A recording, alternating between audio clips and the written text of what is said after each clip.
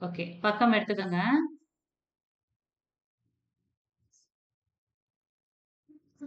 ஒளி பிறந்தது. இது வந்து ஒரு இது மாரி, ஒரு இன்டர்வியூ மாரி, அப்துல் கலாமுடன் நேர்காணல்.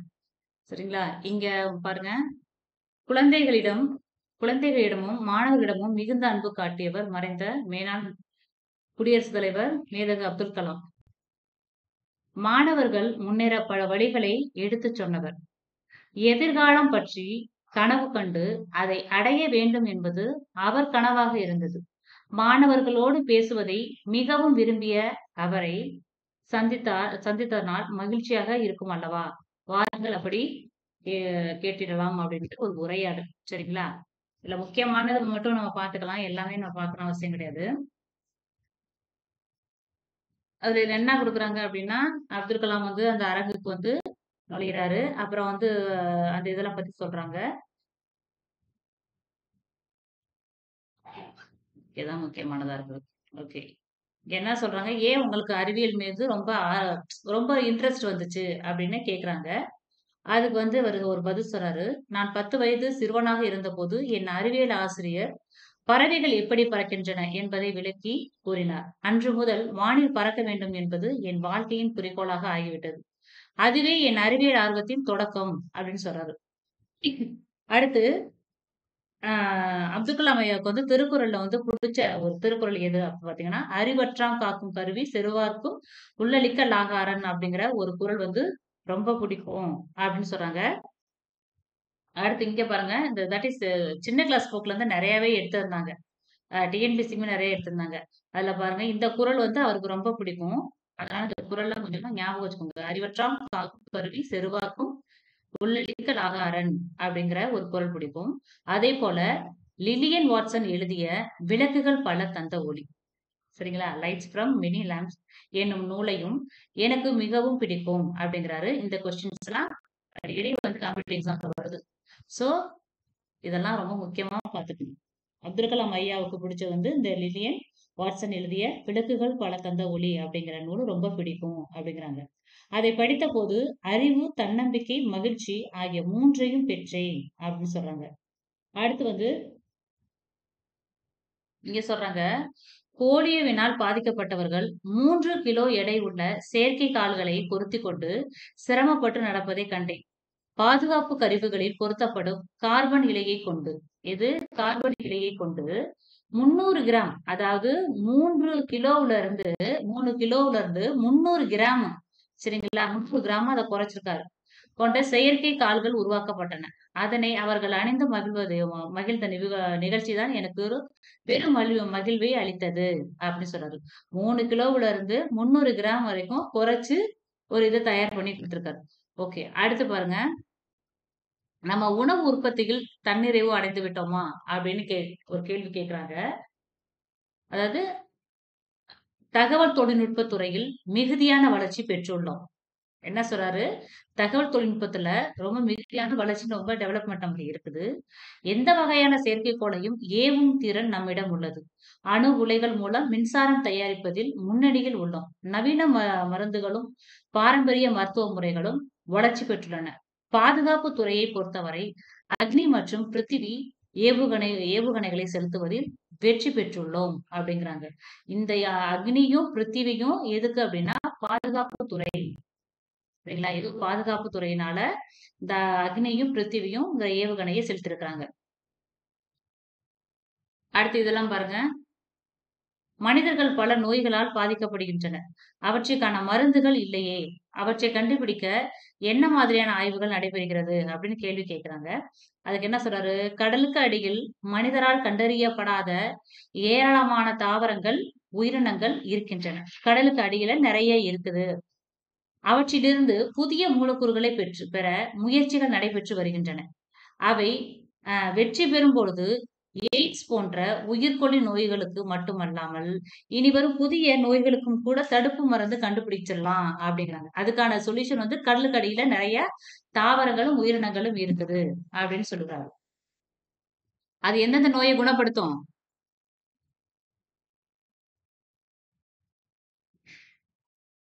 ஹலோ?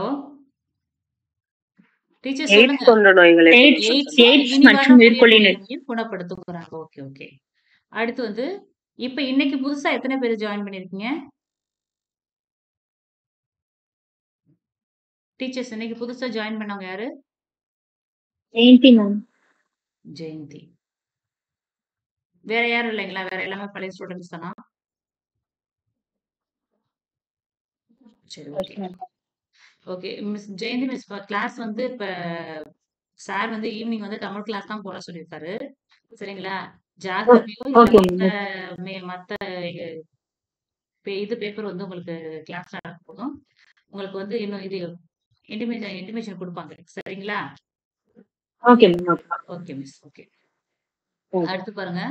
100 ஆண்டுகளுக்கு பிறகு நமது இந்தியா எப்படி இருக்கும் என நினைக்கிறீர்கள் அப்படிங்க. அதாவது 100 வருஷத்துக்கு அப்புறம் எப்படி இருக்குங்கிறத கேக்குறாங்க. அதுக்கு அவர் சொல்றாரு என்னன்னா 3 சிறப்புகளை பெற்றிருக்கும் என நம்புகிறேன். 1000 ஆண்டுகளுக்கு முன்பு நாலந்தா பல்கலைக்கழகத்தில் இருந்ததை போல வலுவான கல்வி முறை இருந்துச்சு. ஓகே. இந்த நாலந்தா பல்கலைக்கழகம் அப்படின்னு ஒண்ணு இருக்குல்ல. நம்ம ஹிஸ்டரியில படிச்சிருப்போம்ல. கண்டிப்பா நீங்க ஹிஸ்டரி கிளாஸ்ல படிச்சிருப்பீங்க. இந்த நாலந்தா பல்கலைக்கழகத்த உருவாக்குனது யாரு? அழிச்சது யாரு? மாரபுத்தரம். ஆ, ஓகே. அழிச்சது வந்து இந்த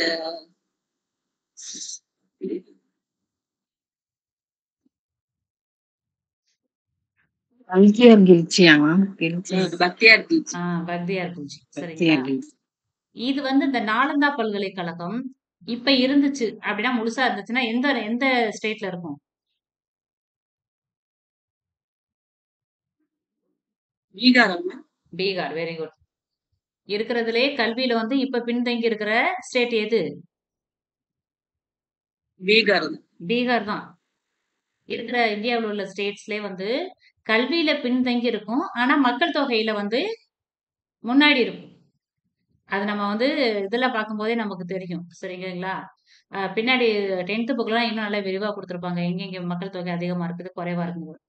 ஒரு காலத்துல கல்விக்கு பேர் போன நாலந்தா பல்கலைக்கழகம் இருந்த பீகார், இன்னைக்கு கல்விங்கிறது ரொம்ப பின்தங்கிய நிலையில இருக்குது. அங்கே வந்து பாப்புலேஷன் ரொம்ப ஜாஸ்தியா இருக்கு. சரிங்களா? நேத்து ஒரு ஹோம்வொர்க் கொஸ்டின் குடுத்தேன்ல. என்ன கொஸ்டின் குடுத்தேன் நேத்து? பாரதிங்கிற பட்டம் 2 பேருக்கு குடுத்திருக்காங்கன்னு சொன்னீங்க மேம். கண்டுபிடிச்சிட்டீங்களா?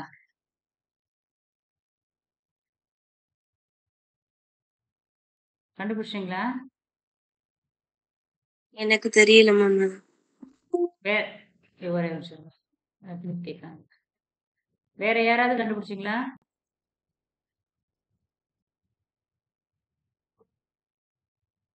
சரி, ஓகே. கடைசியில பார்க்கலாம். கேட்கிறேன். அடுத்து அனைத்து இயற்கை வளங்களும் தீர்ந்து போயிருக்கும். என்ன சொல்றாரு? என்ன மிஸ்? யாராவது தெரிஞ்சிச்சுன்னா அப்படியே வச்சிருங்க. இந்த இதை முடிச்சுட்டு நான் கடைசியா கேட்கிறேன். ஏன்னா 1000 வருஷத்துக்கு முன்னாடி இருந்த மாதிரி நாலந்தா பல்கலைக்கழகத்துல இருந்த வலுவான கல்வி முறை இருக்கும். ஆனா எல்லா வளங்களும் தீர்ந்து போயிருக்கும் அப்படிங்கிறாங்க. ஆயினும் நாம் தயாரித்து அனுப்பிய செயற்கைக்கோள்கள் சூரிய சக்தியை பெற்று நமக்கு அளிக்கும். அடுத்து செவ்வாய் கோளில் மனித இனம் குடியேறி இருக்கும். பாருங்க நம்ம என்ன 100 வருஷம் கழிச்சு இருப்போமா என்னமா நமக்கு தெரியல. அதாவது இதுல இருந்து இன்னும் ஒரு 100 வருஷம் வச்சுக்கங்களேன். அதுக்கு அதுக்கு அந்த 100 வருஷத்துக்கு அப்புறம் எப்படியெல்லாம் இந்த பூமி இருக்குங்கிறத இப்ப சொல்றாங்க. நீங்க தெரிஞ்சுக்கங்க. செவ்வாய் கோள்ல வந்து மனுஷன் வந்து குடியேறி இருப்பானாம். செவ்வாய் கோளில் மனிதன் வாழ முடியுமா? சரி எங்கெல்லாம் எப்போது நிலவிற்கு எங்களை எல்லாம் எப்படி என்ன மிஸ்? மேம் எந்த டேர்முங்க ma'am? 6th term miss. Tamil 6th term. Page number சொல்லுங்க miss. First term 64. First Tamil first டேர்முங்களா மேம்? ஆமாங்க மிஸ். ஆமா ஆமா ஆமா 67 மேம். மிஸ் அவங்க 6th ma'am. 6th first term ஆறாவது 66 ஆறாவது தமிழ் பேஜ் நம்பர் புத்தகம். 67 எடுங்க மேம். Page number 64ங்களா? ஆமா மிஸ். 67 64. ஓகேங்க ma'am. Okay miss. Okay miss. அடுத்து பாருங்க எங்கெல்லாம் எப்ப செவ்வாய் கோளுக்கு அழைச்சிட்டு போவீங்க அப்படின்னு கேக்குறாங்க. 525 கிலோ எடையுள்ள ஆளில்லா செயற்கைக்கோளை இந்தியா நிலவுக்கு அனுப்பியுள்ளது. எவ்வளவு? 525. சரிங்களா? இது என்ன பண்ணுவாங்க, அப்படியே இந்த கூற்று காரணத்தை கேட்கும் போதும் 252 அப்படின்னு கேட்டுருவாங்க. சரிங்களா? இதை கன்ஃபியூஸ் பண்ணுவாங்க. அதெல்லாம் நல்லா பார்த்துங்க. பெரிய நம்பர் தான் ஃபர்ஸ்ட் வருது. அதே போல இங்கிட்ட 5 தான் வருது.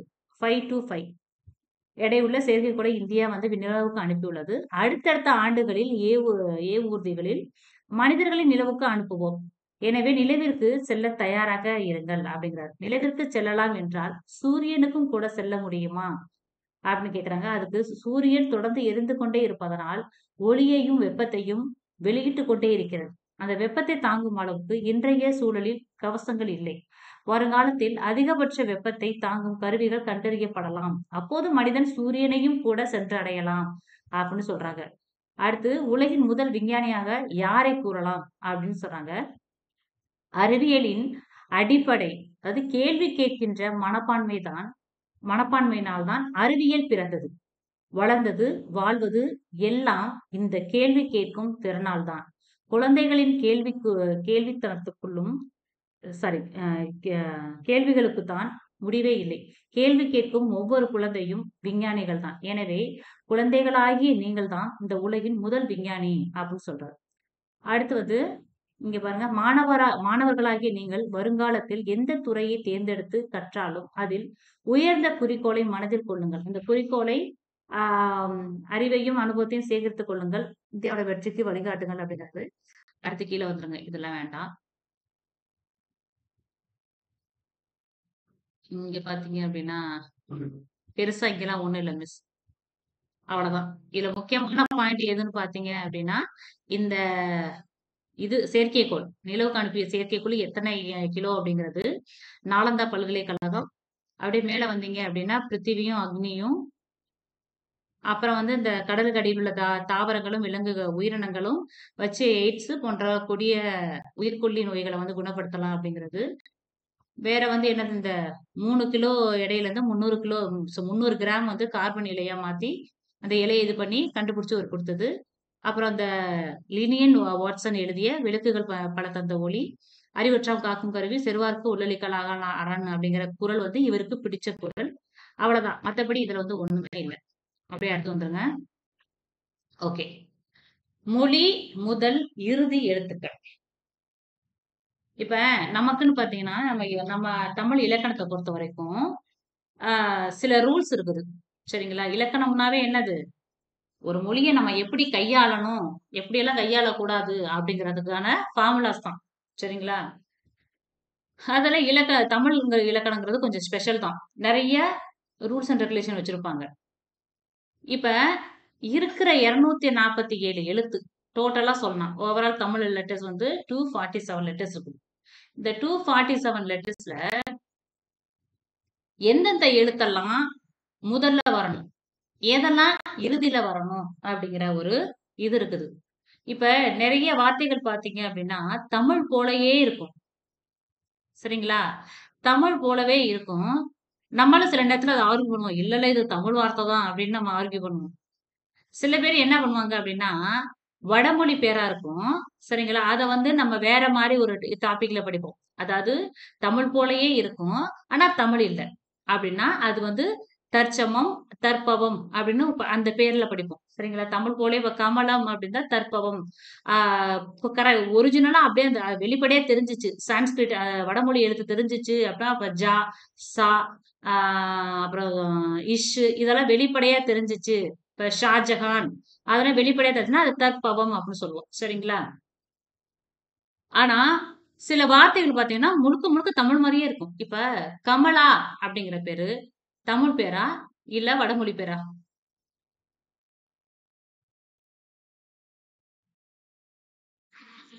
வடமொழி பேர். வடமொழி சொல்லுதான்.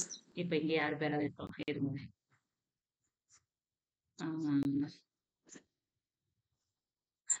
ஜெயந்தி. ஜெயந்தி அப்படிங்கிறது தமிழ் பேரா வடமொழி பேரா? நான் தான் கிடைச்சேன் உங்களுக்கு அப்படின்னு நினைக்கிறீங்களா? வடமொழி. எஸ். அடுத்து லட்சுமி. இதுவும் வடமொழி. லட்சுமி வடமொழி. நிறைய பேர் சொல்லிட்டே போலாம். சரிங்களா? சரி, தேன்மொழிங்கிறது என்ன பேரு? தமிழ் பேரு. தமிழ் பேரு. நல்ல தமிழ் தேன்மொழிங்கிறது நல்ல தமிழ் பேரு. சரிங்களா? இதுலயே நம்ம ஓரளவு கொஞ்சம் கண்டுபிடிச்சிருவோம். ஆனா சில பேர்கள் பாத்தீங்கன்னா, உங்களால இங்க கெஸ் பண்ண முடியாது. பேர கூட கண்டுபிடிச்சீங்கன்னு வச்சுங்களேன். ஹலோ மிஸ், மியூட்ல பேசிட்டு மியூட்ல போட்டுருங்க. சில பேர்களை கண்டுபிடிச்சிடலாம். இது தமிழ் பேரா இல்ல மத்த லாங்குவேஜ் பேரா அப்படின்னு கண்டுபிடிச்சிடலாம். ஆனா சில வார்த்தைகள் இருக்கு பாருங்க. அந்த வார்த்தைகள்லாம் பாத்தீங்க அப்படின்னா உங்களுக்கே ஷாக்கா இருக்கும். ஓ, இது தமிழ் வார்த்தையே கிடையாதா அப்படிங்கிற மாதிரிலாம் இருக்கும். சரிங்களா? அதனால அதுக்குதான் என்ன சொல்றாங்க அப்படின்னா, எந்தெந்த எழுத்துல தொடங்குச்சுன்னா அதுல வந்து தமிழ் வார்த்தை, எந்தெந்த வார்த்தை லெட்டர்ல முடியணும் அப்படிங்கிறதுக்கு ரூல்ஸ் வச்சிருக்கிறாங்க. இப்ப இங்க பாருங்களேன், இதெல்லாம் வேண்டாம். இங்க நன்றி, நன்றி, நன்றி. நமக்கு மூணு விதமான நா இருக்குது. சரிங்களா? நா, சொல்லி நா, நா. இந்த 3 சொல்லி நாவ இந்த நா 3 நா இருக்குல்ல, இந்த 3 நாவை எப்படி உச்சரிக்கணும் தெரியுமா உங்களுக்கு? இந்த முதல் வர நா எங்க வரணும்? இந்த நடுவுல வர நா எங்க வரணும்? இந்த 3வது வர 2 சொல்லி நா எங்க வரணும்னு தெரியுமா? அதெல்லாம் தெரிஞ்சு என்ன மிஸ் பண்ண போறோம்? சரி, ஓகே. அதாவது நன்றி, நன்றி, நன்றி அப்படின்னுட்டு இங்க முன்னாடி பல்லுல இருந்து ஸ்டார்ட் பண்ணி இங்க உள்ள போகணும். சரிங்களா? இங்க பாருங்க. இப்ப இது 3மே நன்றிங்கிற வார்த்தை தான். இந்த நா வந்து சொல்லுக்கு முதலில வரணும். சரிங்களா? இந்த நா வந்து எங்க வரணும்? சொல்லுக்கு இறுதியில தான் வரணும். சாரி, இடையில தான் வரணும். சரிங்களா? சப்போஸ் இது வந்து மெய்யெழுத்தா இருந்துச்சு அப்படின்னா சொல்லுக்கு இறுதியில வரணும். இப்ப கண், இப்ப பின்ன 2 சொல்லி கண்ணுக்கு இதானே ரைட்டு. இந்த மாதிரி மெய்யெழுத்தா இருந்தா சொல்லுக்கு இறுதியில வரலாம். சரிங்களா? ஆனா பெரும்பாலும் இந்த 3 சொல்லி நகரமானது சொல்லுக்கு இடையில் தான் வரணும். அதனாலதான் இடையில கொடுத்திருக்காங்க. இந்த 2 சொல்லி நகரமானது சொல்லுக்கு இறுதியில வரணும். சரிங்களா? இறுதினா கடைசியில வரணும். இப்படி இருந்தாதான் அது கரெக்டான தமிழ் வார்த்தைன்னு அர்த்தம். அடுத்து இங்க கொஞ்சம் பாருங்களேன். மொழி முதல் எழுத்துக்கள், இறுதி எழுத்துக்கள் அப்படின்னு இருக்காங்க. இதுதான் மெயின். இது மொழி முதல் எழுத்துக்கள். மொழி என்பதற்கு இது எல்லாரும் நல்லா கவனிச்சுக்கோங்க. இலக்கண பாட்டுல ரொம்ப கஷ்டமா கொஸ்டின் கேக்குறாங்க. நீங்களே இப்ப நிறைய எக்ஸாம் அட்டன் பண்ணிட்டு வந்திருப்பீங்க. ஓரளவுக்கு மத்த தியரி பார்ட்ட கூட நீங்க அட்டன் பண்ணிருவீங்க. ஏதோ கொஞ்சம் கண்டுபிடிச்சிருவீங்க. ஆனா இலக்கணம் பொறுத்த வரைக்கும் கரெக்டா நமக்கு தெரிஞ்சாதான் நம்ம அட்டன் பண்ண முடியும். மொழி முதல் எழுத்துக்கள். மொழி என்பதற்கு சொல் என்னும் பொருள் உண்டு. சரிங்களா? மொழி என்பதற்கு சொல் என்னும் பொருள் உண்டு. சொல்லின் முதலில் வரும் எழுத்துக்களை மொழி முதல் எழுத்துக்கள் என்பர். சரிங்களா? சொல்லுக்கு முதல்ல வர்றத மொழி முதல் எழுத்துக்கள் அப்படின்னு சொல்லுவோம். உயிரெழுத்துக்கள் 12ம் சொல்லுக்கு முதலில் தான் வரும். சரிங்களா? நீங்க ஆவுல தொடங்கி அவு வரைக்கும் எழுத்துக்கள் எல்லாமே என்னது சொல்லுக்கு முதல்ல ஆரம்பிக்கும் போது வரும். அதனால இது மொழி முதல் எழுத்துக்கள் சொல்லுவோம். அடுத்து பாருங்க. க, ச, த, ந, ப, ம. இதுக்கெல்லாம் டக்கு டக்குன்னு ஒருத்தவங்க ஒரு வார்த்தை சொல்லுங்க. காவுல ஸ்டார்ட் பண்ற மாதிரி ஒண்ணு சொல்லுங்க. ஒரு வார்த்தை. கடல். கடல். அடுத்து சொல்லுங்க. சா. சத்தம். சத்தம். மத்தவங்க சொல்லுங்க. ஒரே வாய்ஸ் தான் கேக்குது. தண்ணீர், தந்தம். தந்தமா? ஓகே, தந்தம். அடுத்து நகம். நகம். நண்பன். அடுத்து படம். பட்டம். பட்டம். பட்டம். மன்னன். மரம். மணற்கல். மதி. ஓகே, மரம் வரைக்கும் எழுது போதும். ஏன்னா மா வரைக்கும் தான் இருக்குது. இந்த உயர்ந்த எழுத்துக்கள் எல்லாமே சொல்லுக்கு முதலில் தான் வரும். சரிங்களா?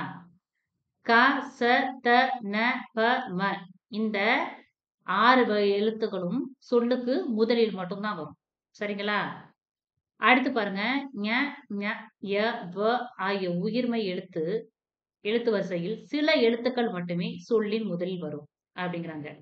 இதுல ஞ அப்படிங்கிற வரிசையில ஞ அப்படிங்கிற ஓர் எழுத்து சொல்லில் முதல் எழுத்தாக மட்டுமே வரும்னு சொல்றாங்க. ஞனம், அதாவது அங்கனம், இங்கனம் அப்படிங்கிறது இருக்குது. ஆனா இப்ப பெரும்பாலும் இத வந்து நம்ம என்னது யூஸ் பண்றது கிடையாது.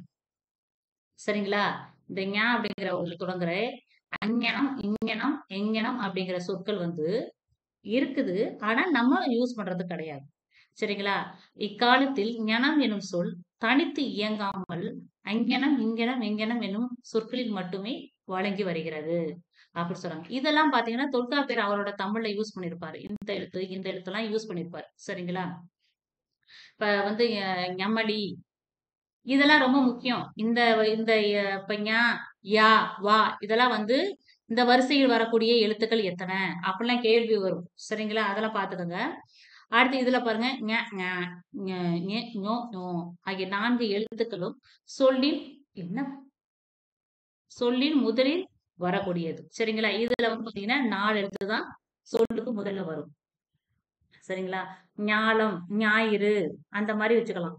அடுத்து யா வரிசையில வரக்கூடியது யா, யா, யு, யு, யோ, யோ ஆகிய 6 எழுத்துக்கள் சொல்லின் முதலில் வரும். அடுத்து வா வரிசையில பாருங்க வா, வா, வி, வி, வே, வே, வை, வவ் அப்படிங்கிற 8 எழுத்து வரும். இதெல்லாம் ஏதாவது ஒரு கீவேர்டு வச்சு நீங்க ஞாபகம் வச்சுக்கோங்க. சரிங்களா? இது வந்து 4 எழுத்து, இது 6 எழுத்து, இது 8 எழுத்து. வா வந்து 8 எழுத்து. அடுத்து இத மொழிக்கு முதலில் வராத எழுத்துக்கள் கேக்குறாங்க. இது எல்லாமே மொழிக்கு முதலில் வரக்கூடிய எழுத்துக்கள். சரிங்களா? இப்ப வந்து இது என்ன சொல்லலாம்? ஆ யாவர். இது வந்து ஆ யா வர்ற மாரி ஒரு வார்த்தை சொல்லுங்க. யமுனை. யுகம். என்ன மிஸ்? யமுனை. யமுனா. யார் யமுனா, யமுனா யமுனா. யார் யாது, யாவர், ஆ யுகம். யாழ் அப்படி மாரி வரும். சரிங்களா? யுகம் வவ்வம் மாரி ஏதாவது ஒரு வார்த்தைகள் வரும். டக்குன்னு வந்து நிக்க மாட்டேங்குது. யோகம். யுகம், யோகம். யூத், யோகம்லாம் யோகம், வராது. யோகா. யோகம்னா வந்து இதே கிடையாது. சரிங்களா? சோ இந்த மாரி இத வந்து ஜஸ்ட் வந்து தெரிஞ்சுக்கங்க. இது எத்தன இடத்துல எத்தன லெட்டர் வருது அப்படின்னு தெரிஞ்சுக்கிட்டா மட்டும் போதும். சரிங்களா? இத பொறுத்தவரைக்கும் இதுதான். சொல்லுக்கு இதெல்லாம் முதல்ல வர்றது. அடுத்து சொல்லுக்கு சாரி மொழிக்கு முதலில் வராத எழுத்துக்கள் என்னன்னு பார்த்தீங்கன்னா, 18 மெய் எழுத்துக்களும் சொல்லுக்கு முதலில் வராது. இந்த மெய் எழுத்துக்கள்லாம் பெரும்பாலும் எதுல வரும்? உள்ளுக்கு இடையில வரும். இடையில வரும், இல்லன்னா இறுதியில வரும். சரிங்களா? சொல்லுக்கு முதல்ல இப்ப இறுதி. த்ரிஷா இருங்க வரேன். இப்ப த்ரிஷா அப்படின்னு நம்ம எழுதுறோம்னு வச்சுக்கோங்களேன். இப்ப இந்த இத்துங்கிறது அதாவது மெய்ய வச்சு புள்ளி வச்ச எழுத்து முதல்ல தமிழ்ல வராது அப்படிங்கிறது தான் ரூல்ஸ். அப்ப இது வந்து இந்த ஷா வச்சு கண்டுபிடிச்சிருவோம். இது வந்து வடமொழி எழுத்து அப்படின்னு சொல்லிடுவோம். இப்ப என்ன சொல்லலாம்? இன்னொரு பேர் சொல்லுங்க. ஏதாவது இத்துல. ம். இத்து சவுண்டோட சொல்ற மாரி. ஸ்வஸ்திக்குன்னு கூட வரும் மேம். ஸ்வஸ்திக் முன்னாடி. அதெல்லாம் இப்ப பார்த்தாவே தெரிஞ்சு போயிரும் ஸ்வஸ்திக்கலாம். இந்த மாரி ஏதாவது ஒரு லெட்டர் பிரீத்தி. வந்து என்ன மிஸ்? பிரீத்தி. இப்பு போட்டு பிரீத்தி. ஓகே. இல்லன்னா இந்த பாருங்க இங்கேயே இருக்கு பாருங்க. பிரான்ஸ் அப்படிங்கிறது. அப்புறம் வந்து வேற என்ன இங்க எனக்கு கூச்ச மாரியே ஒண்ணுமே இல்ல. சரி ஓகே. இந்த மாரி அதாவது அந்த மெய் எழுத்து சவுண்ட்ல அடுத்தது பிறக்கிற மாரி இருக்கணும். சரிங்களா? அந்த மாரி இருந்துச்சுன்னா அது தமிழ் வார்த்தையே கிடையாது. அப்ப 18 மெய் எழுத்துக்களும் சொல்லில் முதலில் வராது. சரிங்களா? அடுத்து பார்த்தீங்கன்னா, ட, ந, ர, ல, ழ, ல, ர, ந ஆகிய 8 உயிர்மெய் எழுத்துக்களும் ஓர் எழுத்து கூட சொல்லின் முதலில் வராது. இது எல்லா எழுத்துமே என்னது? சொல்லுக்கு இறுதியில தான் வரும். சரிங்களா? இறுதியில வரலாம், நடுவுல வரலாம். ஆனா சொல்லுக்கு முதல்ல வராது.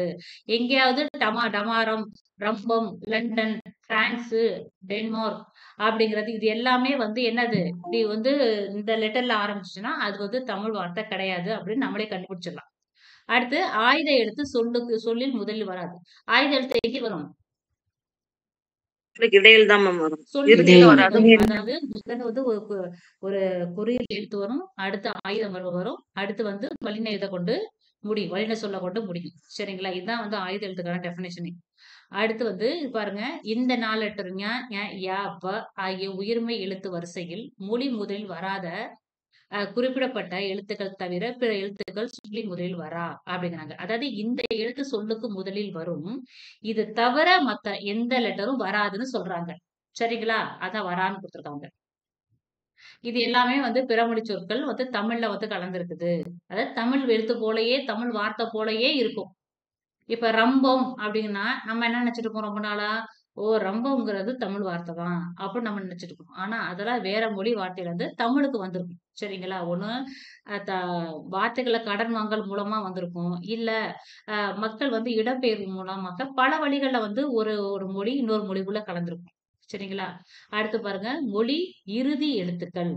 சொல்லின் இறுதியில் வரும் எழுத்துக்களை மொழி இறுதி எழுத்துக்கள் என்பர். அதாவது கடைசி எழுத்துன்னு சொல்லுவோம். உயிர் எழுத்துக்கள் 12ம் மெய்யுடன் இணைந்து உயிர் மெய்யாக மட்டுமே வரும். ஏன்னா அவங்க மொழி முதல் எழுத்துல சொல்லிட்டாங்க. உயிர் எழுத்து 12ம் சொல்லுக்கு முதல்ல வரும்னு சொல்லிட்டாங்க. அதனால இது வந்து பின்னாடி இறுதி எழுத்துல வரதுக்கு வாய்ப்பு இல்ல. அது வர உயிர் எழுத்து பின்னாடி வராட்டா, அது என்னவா வரும்? உயிர்மெய் எழுத்தாக வரும் அப்படிங்கிறாங்க. இஞ்சு, இன்னு, இந்து, இம்மு, இப்பு, இ, இர்ரு, இல்லு, இவ்வு, எள்ளு, இல்லு, இர்ரு, இன்னு ஆகிய மெய்யெழுத்துக்கள் 11ம் இறுதியில் வரும். சரிங்களா? இதுல உருச், வெரிஞ், ஔ அப்படிங்கிற எழுத்துக்கள் வந்து பாத்தீங்க அப்படின்னா, சிலது பாத்தீங்கன்னா, இதெல்லாம் சொல்லுக்கு முதல்ல வரக்கூடியது. சரிங்களா? இப்ப இந்த இஞ்சு அப்படிங்கிறது, இதெல்லாம் பாத்தீங்கன்னா தொல்காப்பிய தமிழ்ல இருந்து எடுத்துட்டு சரிங்களா? இதெல்லாம் வந்து சொல்லுக்கு இறுதியில வ வ அதாவது முதல்ல வராது அப்படிங்கிறதுக்கு எடுத்திருக்காங்க. ஆனா இந்த வரிசையில பாத்தீங்கன்னா, அந்த 4 எழுத்து மட்டும் சொல்லுக்கு முதலில் வரும். மேல பார்த்தோம் பாத்தீங்களா? இந்த 4 எழுத்து. இந்த வரிசையில இந்த 4 எழுத்து மட்டும் சொல்லுக்கு முதலில் வரும். இந்த மெய்யெழுத்தானது, இஞ்சுங்கிற மெய்யெழுத்தானது சொல்லுக்கு முதலில் வராது. அது இறுதியில் தான் வரும். ஏன்னா நமக்கு புள்ளி வச்ச எழுத்து எப்பவுமே கடைசி தான் வரும். சரிங்களா? அடுத்து மொழி இறுதியாக இறுதி ஆகா எழுத்துக்கள். இறுதியிலே வராத எழுத்துக்கள் என்னென்ன அப்படின்னா, சொல்லின் இறுதியில் உயிர் எழுத்துக்கள் தனித்து வருவதில்லை. அது ஓகே. உயிர் எழுத்துக்கள் மெய்யுடன் இணைந்து உயிர் மெய்யாக மட்டுமே சொல்லின் இறுதியில் வரும். உயிரெழுத்து வராது அப்படின்னா, உயிர்மெய் எழுத்து தான் கடைசியா வரும். அளபடை எழுத்துக்களில் இடம்பெறும் பொழுது உயிர் எழுத்துக்கள் சொல்லின் இறுதியில் வரும். இப்ப நம்ம வந்து அந்த இது பார்த்தோம். அளபடை பார்த்தோம். சரிங்களா? அதாவது ஒரு எழுத்து வந்து ஒலிக்கக்கூடிய அந்த அளவு முறைய தான் அளவு அந்த எண்ணிக்கைய தான் வந்து என்ன சொன்னோம்? நமக்கு அளபடை அப்படின்னு சொன்னோம். இப்ப அம்மா அப்படிங்கிற ஒரு எழுத்த, ஒரு வார்த்தைய நீங்க சொல்லி பாருங்க. அம்மா. சொல்லுங்க. அம்மா சொல்லுங்க. சரி. இந்த அம்மாங்கிறது எத்தன மாத்திரை? டீச்சர்ஸ் கேக்குதா? 3 மாத்திரம். 3 மாதம். 3 மாத்திரம். தெரியல. ஒரே ஒரு நிமிஷம் இருங்க.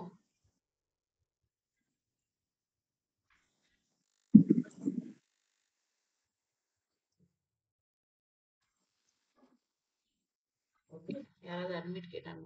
ஓகே. அம்மாங்கிறது இது ஒரு மாத்திரை, இது அரை மாத்திரை, இது 2 மாத்திரை, 3 மாத்திரை. ஆனா நம்ம அம்மா அப்படிங்கிறது இந்த 3 மாத்திரை அளவுல தான் ஒலிப்போமா? நீண்டு தான் ஒழிப்போம். நீண்டு ஒலிப்போம்.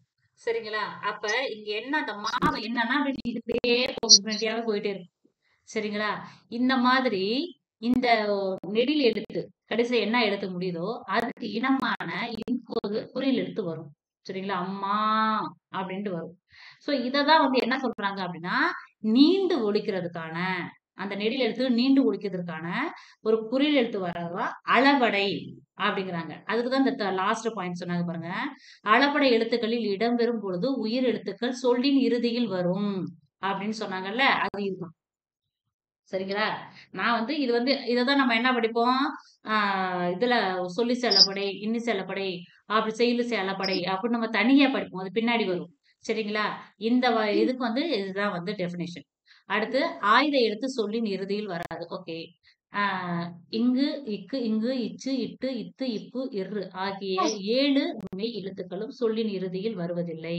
சரிங்களா? இந்த எழுத்த கொண்டு எந்த இதுவும் அவ்வளவுக்கா வராது.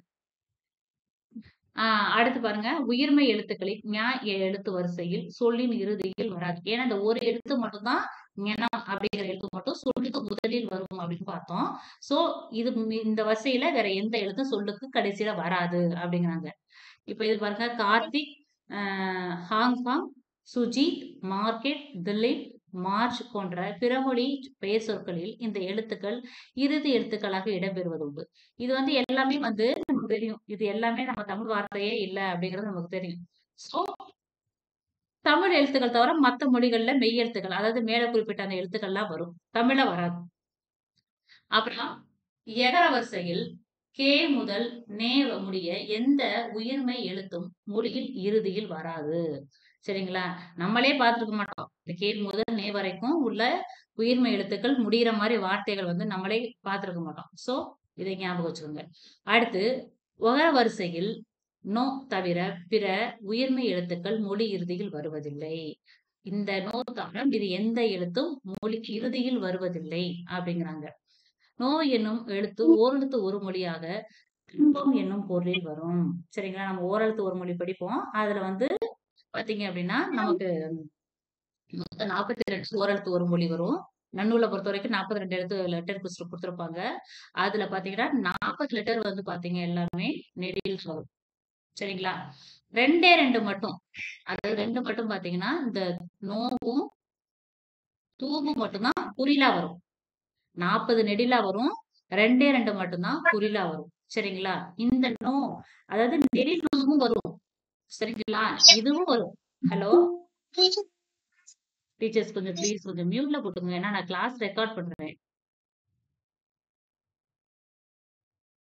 நீங்க பேசுனீங்கன்னா மத்தவங்களுக்கு டிஸ்டர்பா இருக்கும். மீதி 40 லெட்டர்ஸுமே பாத்தீங்கன்னா நெடில வரும். 2 மட்டும் தான் குறில வரும். நோவும் தூவும். அது பின்னாடி பார்க்கலாம்.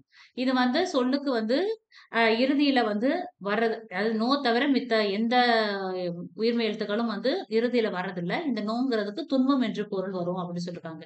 அடுத்து பாத்தீங்க அப்படின்னா சொல்லின் இடையில் வரும் எழுத்துக்கள். மெய் எழுத்துக்கள் 18ம் சொல்லின் இடையில் வரும். மெய் எழுத்துக்கள் இருக்கிற 18 மெய் எழுத்துக்களும் என்னது சொல்லுக்கு நடுவுல வரும். உயிர்மெய் எழுத்துக்கள் சொல்லின் இடையில் வரும். உயிர்மெய் எழுத்துக்கள் அதுவும் வரும். ஆயுத எழுத்து சொல்லின் இடையில் மட்டுமே வரும். அதான் ஆயுதத்தோட சிறப்பு கூட. அடுத்து பாருங்க, அளபடைகள் மட்டுமே உயிர் எழுத்துக்கள் சொல்லின் இடையில் வரும். ஓகே, இப்பதான் முன்னாடி சொன்னேன். அம்மா அப்படிங்கிறதுக்கு வந்து பாத்தீங்க அப்படின்னா அளப்படை வந்து சொல்லுக்கு நடுவுல வருது. இங்க சொன்னேன் அம்மா அப்படின்னு சொன்னேன். சரிங்களா? இது ஓவராலா வந்து பார்த்தாச்சு. இதுல ஏதாவது டவுட் இருக்கா? புரியலன்னா தயவுசெய்து புரியுது மேம். இல்ல மேம். இதுல வந்து முக்கியமா நம்ம என்ன தெரிஞ்சுக்கணும் அப்படின்னா, சொல்லுக்கு முதல்ல வர எழுத்து உங்களுக்கு இதெல்லாம் கொஞ்சம் தெரியும் ஓரளவுக்கு. இந்த வரிசையில, இந்த ஞா வரிசையில, யா வரிசையில, வா வரிசையிலலாம் எத்தனை எழுத்துக்கள் வருதுன்னு மட்டும் ஏதாவது ஒரு கீவேர்டு வச்சு படிச்சுக்கோங்க. சரிங்களா? அடுத்து இந்த இங்க கா வரிசை எழுத்துக்கள் கடல், காக்கை, கிழக்கு, கீற்று, குருவி, கூந்தல், கெண்டை, கேணி, கைகள், கொக்கு, கோலம், கௌதாரி அப்படின்னு கொடுத்துருக்காங்க. சரிங்களா? அப்ப கா வரிசையில மோஸ்ட்லி எல்லாமே வந்துரும். உங்களுக்கு கவ் வரைக்கும் உங்களுக்கு வந்துரும். ஆனா ஒரு சிலதுல பாத்தீங்க அப்படின்னா நமக்கு வார்த்தைகளே தமிழ்ல இருக்காது. அதுக்குதான் இந்த மாதிரி வரிசைகளை வந்து இத்தனை லெட்டர் மட்டும் வரும்னு கொடுத்துருக்காங்க. இந்த டாபிக் கொஞ்சம் நல்லா பாத்துங்க, இம்பார்ட்டன்ட் டாபிக். அடுத்து புக் பேக். மேம் கார்த்திக்னு இருக்கிறது எப்படி மேம் வடமொழின்னு கண்டுபிடிக்கிறது? என்ன மிஸ்? கார்த்திக் அதுல வடமொழி எழுத்துக்கள்ல கார்த்திக் அந்த எப்படி மேம் வடமொழின்னு சொல்றீங்க எப்படி மேம்? கார்த்திக்ங்கிற பேரே பிறமொழி. அது வந்து இது வடமொழி பேரு தான் மிஸ். அதான் நான் சொன்னேன் பாத்தீங்களா, தமிழ் மாதிரியே தான் தோணும். தமிழ் மாதிரியே தான் இருக்கும். இப்ப கார்த்திக்ங்கிற பேர் தமிழ் பேரு கிடையாது. அது எப்படி கண்டுபிடிக்கிறது மேம்? இப்ப சாங்கைல ஷா இருக்கு, இதுல எப்படி மேம் கண்டுபிடிக்கிறது? அதுல இக்குங்கிறது கடைசி இறுதி எழுத்துல வராதுன்னு சொல்லிருக்காங்க. நம்ம இங்க படிச்சோம்ல, இங்க பாருங்க. அதுக்குதான் நான் கரெக்டா சொன்னேன். இங்க பாருங்க எங்க வருது.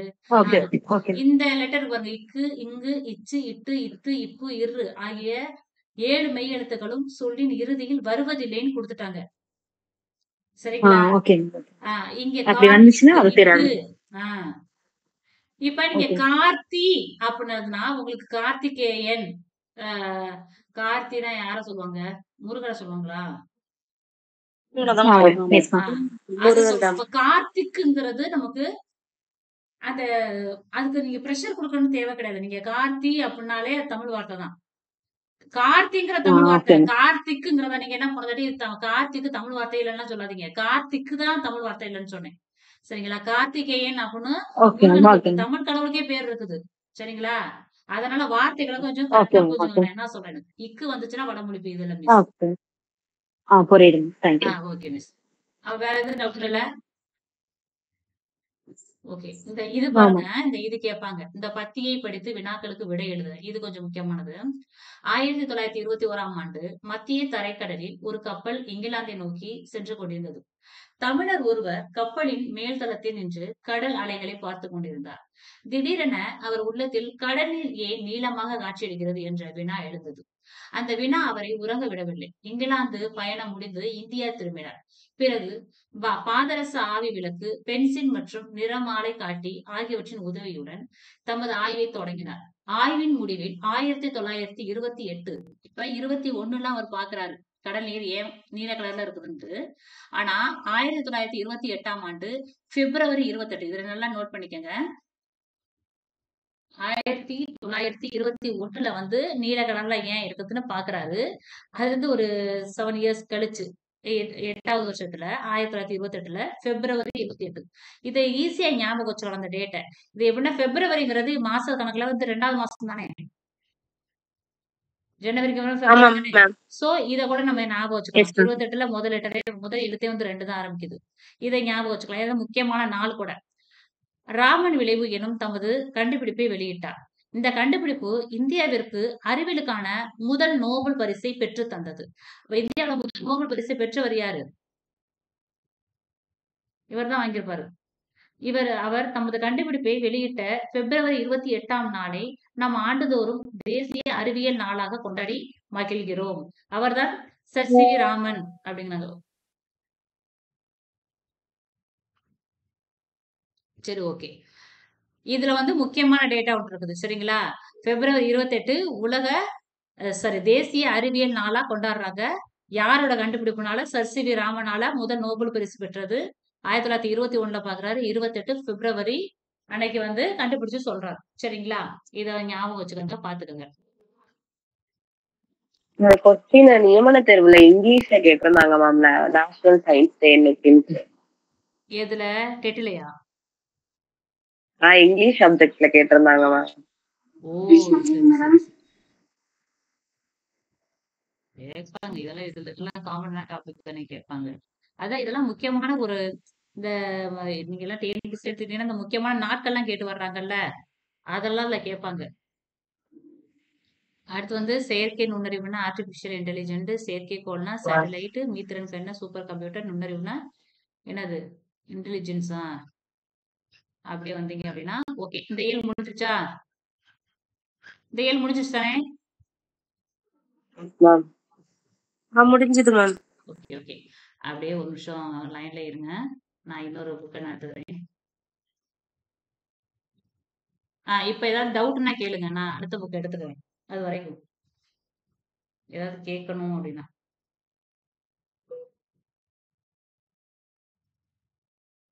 டீச்சர்ஸ் கேட்கலாம். ஏதாவது டவுட்னா கேட்கலாம். மேம் நாலந்தா பல்கலைக்கழகம் அது அது மட்டும் சொல்லுங்களேன். யாரு அழிச்சது, யாரு ஓபன் பண்ணாங்க? இந்த ஒரு நிமிஷம் இருங்களேன். என்ன சொன்னீங்க? செகண்ட் நாலந்தா பல்கலைக்கழகம் பத்தி சொல்லுங்க மேம். நாலந்தா பல்கலைக்கழகம் பத்தி யாருக்கு தெரியும்? இது ஹிஸ்டரி கிளாஸ் எல்லாம் போறீங்களே. ரொம்ப டீடைல் எல்லாம் தெரியாது மேம். யாரு அழிச்சாங்க, யாரு அதை யாரு அது மட்டும் உருவாக்குனாங்கன்னு தான் சொல்லுங்க. சொல்லுங்க. நாலந்தா பல்கலைக்கழகத்தை உருவாக்கியவர் வந்து குமாரகுப்தர். குமாரகுப்தரா? குமாரகுப்தர்.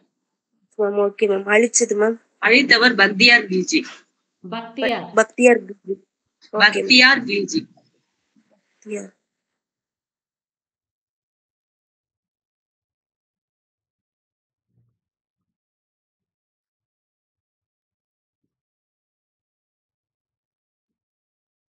வேற டவுட் ஏதாவது இருக்குதா? நீங்க அப்புறம் அன்னைக்கு சொன்னீங்களே மேம், பரிபாடல் வந்து கீரந்தையார்னு சொன்னீங்க இல்லைங்க மேம். ஆமா. பரிபாடல் வந்து எட்டு தொகை வந்து ஒரு தொகை நூல் தானே மேம். பல புலவர் பாடியிருப்பாங்கல்ல, அது எப்படி நீங்க பரிபாடல் கீரந்தையார்னு சொன்னீங்க?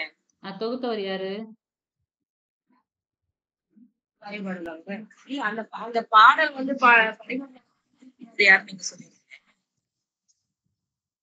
இப்ப ஒரு பாடலை வந்து நிறைய நிறைய புலவர்கள் எழுதியிருப்பாங்க. ஒரு புலவர் ஒருத்தவங்க வந்து தொகுத்திருப்பாங்க.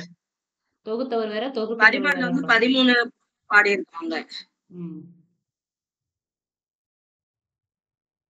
பரிபாடல தொகுத்தவர் பேர் தெரியவில்லை. நமக்கு ஒரு பாட்டு இருக்குமே. தொகுத்தவர் தான் இருப்பாரு. உப்பூரிக்குடி மகனார் அது வரும் நினைக்கிறேன் மேம்.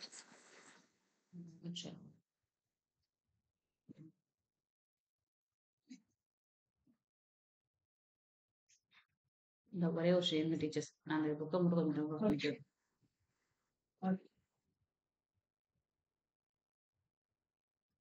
ஓகே.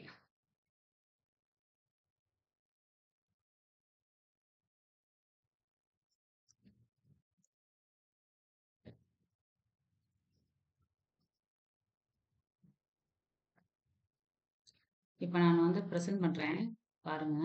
தெரியுதான்னு பாருங்க, சொல்லுங்க. ஸ்கிரீன் தெரியுதா? ஓகே. எல்லாத்துலயும் புக் வச்சிருக்கிறீங்களா? அதான் நோட் பண்ணிக்கங்க. ஐயோ ஒரே ஒரு நிமிஷம் இருங்க, நான் வந்து வேற புக்கு நான் டவுன்லோட் பண்ணிட்டேன், சின்ன கிளாஸ் புக்கு. ஒரே ஒரு நிமிஷம் இருங்க. இன்னொரு புக் போட்டு அங்க ஒரு புக் வந்துருது.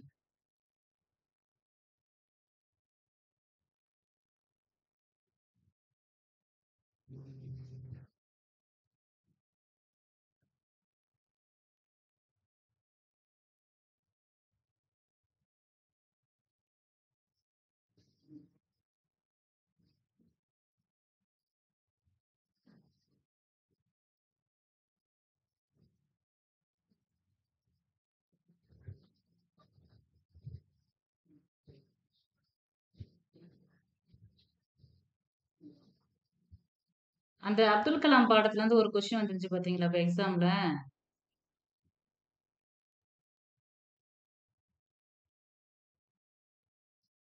டீச்சர்ஸ் கேக்குதா?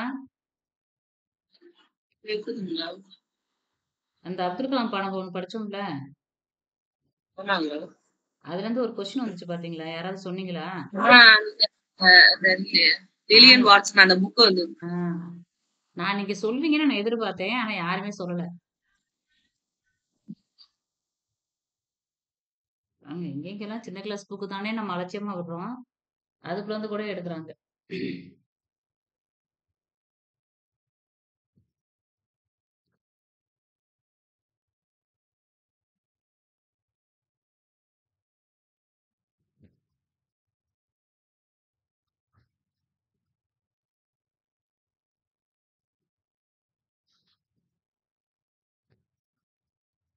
ம்.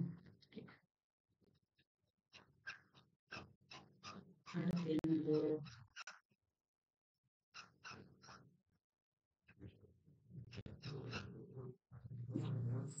Seven ma'am, page number.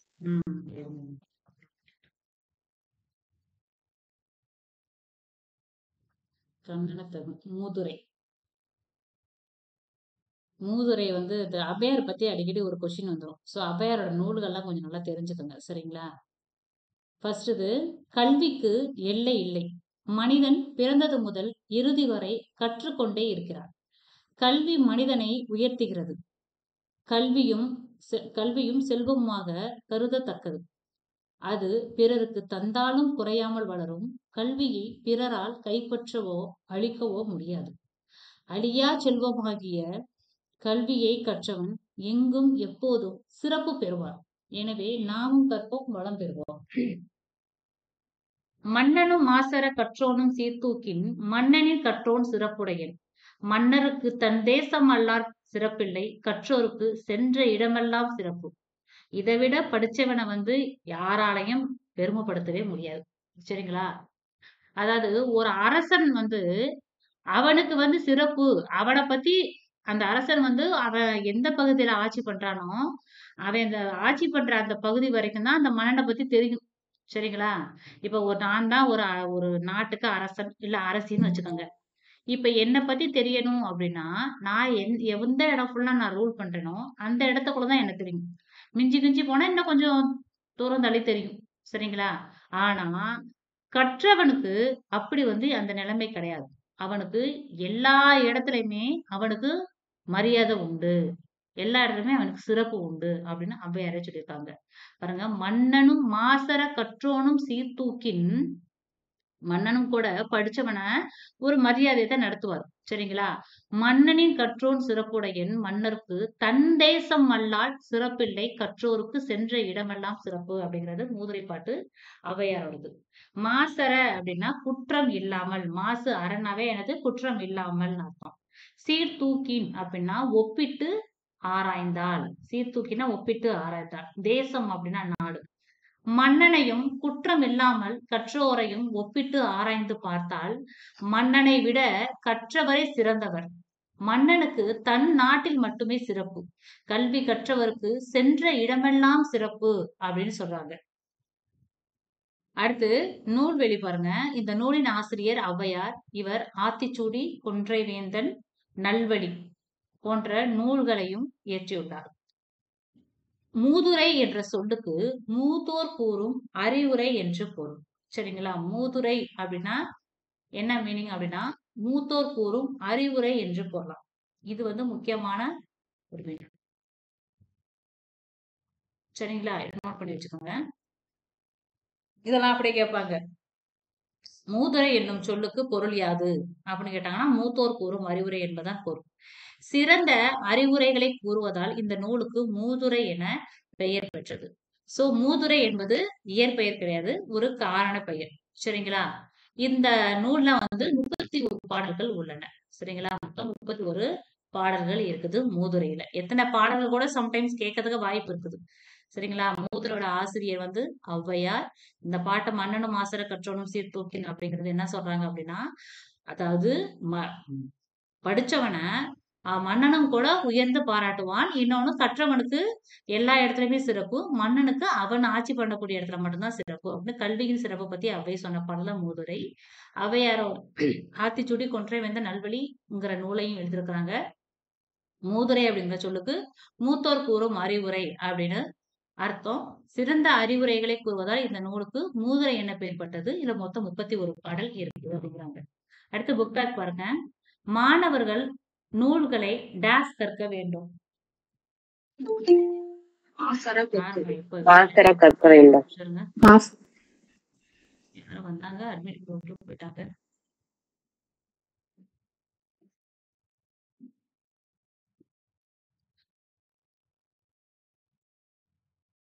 வந்தாலும் போயிட்டாங்க. சரி, ஓகே. மாசற, மாசற அப்படின்னா மாசறனா என்ன மீனிங்? குற்றம் இல்லாத. குற்றம் இல்லாத. Very good. இடமெல்லாம் என்னும் சொல்லை பிரிக்க கிடைப்பது இடம் கூட்டல் எல்லாம். மாசற என்னும் சொல்லை பிரித்து எழுத கிடைப்பது மாசு கூட்டல் அற. Second option. குற்றம் குற்றல் இல்லாதவர் சேர்த்து எழுத கிடைப்பது குற்றம் இல்லாதவர். குற்றம் இல்லாதவர். சிறப்பு கூட்டல் உடையார் என்னும் சொல்லை சேர்த்து எழுத கிடைப்பது சிறப்புடையார். சொல்லுங்க டீச்சர்ஸ் ப்ளீஸ். சொன்னவங்களே திருப்பி திருப்பி சொல்லிட்டு இருக்காங்க. ஏன் மத்தவங்க எல்லாம் நடத்துதான் நான் நடத்துற பிடிக்கலையா? சரி, ஓகே. துன்பம் வெல்லும் கல்வி பாருங்க. கல்வி அழகே அழகு என்பது யார் வர்றாங்க வந்துட்டு ஓடி போயிடுறாங்களே, யாரு?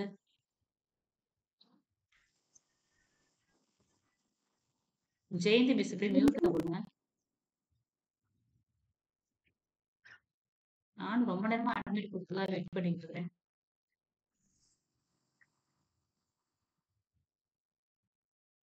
ஒரே ஒரு விஷயம் இருங்க, ஒரு மெசேஜ் மட்டும் போட்டுக்கிறேன். இந்த சார் வர்றாரு, வந்து நான் அட்மிட் பண்ணிட்டு ஓடி போயிடுறேன்.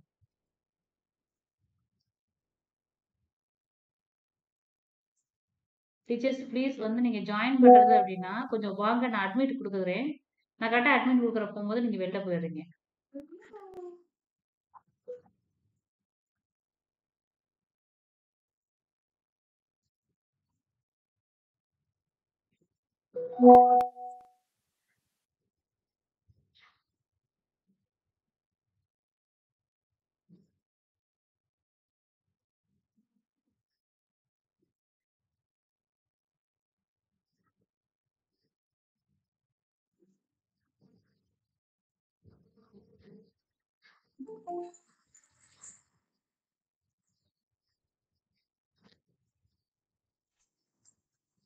ஓகே. தமிழ் கிளாஸ் வந்து நாங்க இது ஆப்ல வந்து நாங்க அப்டேட் பண்றேன். சரிங்களா? வேற ஒரு கிளாஸ் மிஸ் அதனால தான் பண்ணுது. கொஞ்சம் லேட் ஆயிடுச்சு. சரி ஓகே. அடுத்து துன்பம் வெல்லும் கல்வி. கல்வி அழகே அழகு என்பர் பெரியோர். கற்றபடி இன்னுமே எல்லா நாளும் வந்து தமிழ் வந்து ஈவினிங் இருக்கும். சரிங்களா? சப்போஸ் உங்களுக்கு கிளாஸ் இல்ல அப்படின்னா அன்னைக்கு இன்னைக்கு கிளாஸ் இருக்குதா இல்லையா அப்படின்ட்டு மெசேஜ் வந்துடும். நீங்க கொஞ்சம் ஒரு 6:30 மணிக்கே பாருங்க. இல்ல அப்படின்னா வேற கிளாஸ் ஏதாவது எடுக்கிறோம் அப்படின்னாலும் உங்களுக்கு மெசேஜ் வந்துடும்.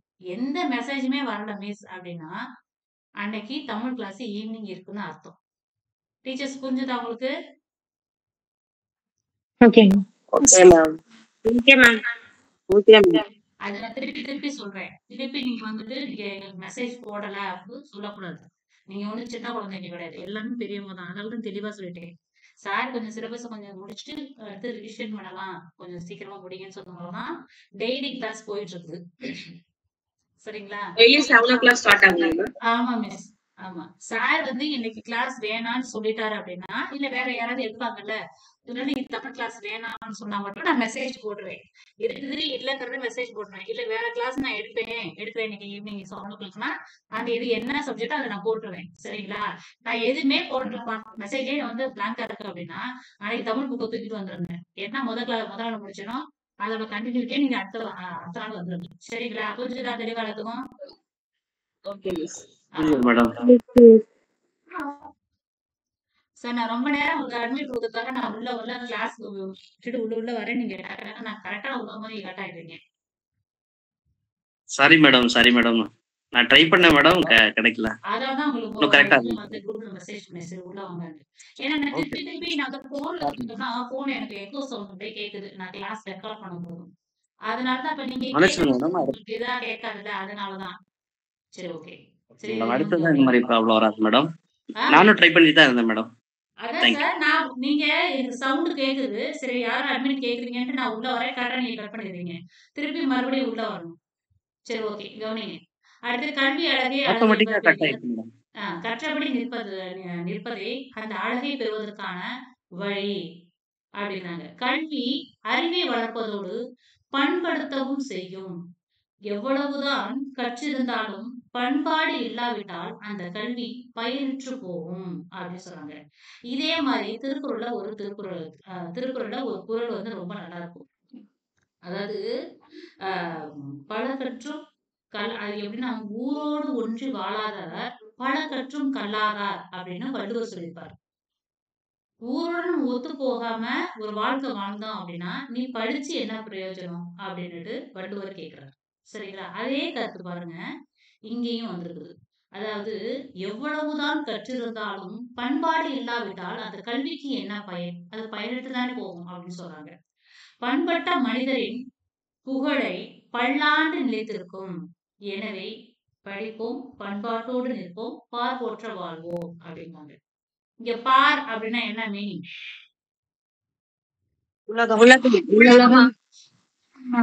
தெரியாமலாம் கிடையாது, ரொம்ப நாள் முன்னாடி படிச்சுட்டீங்க, தான் ரீகால் பண்ணேன். பாருங்க பாடல் பாருங்க, ரொம்ப அருமையான ஒரு கவிஞரோட பாடல். ஏட்டில் படித்ததோடு இருந்து விடாதே, நீ ஏன் படித்தோம் என்பதை மறந்து விடாதே, நாட்டின் நெறி தவறி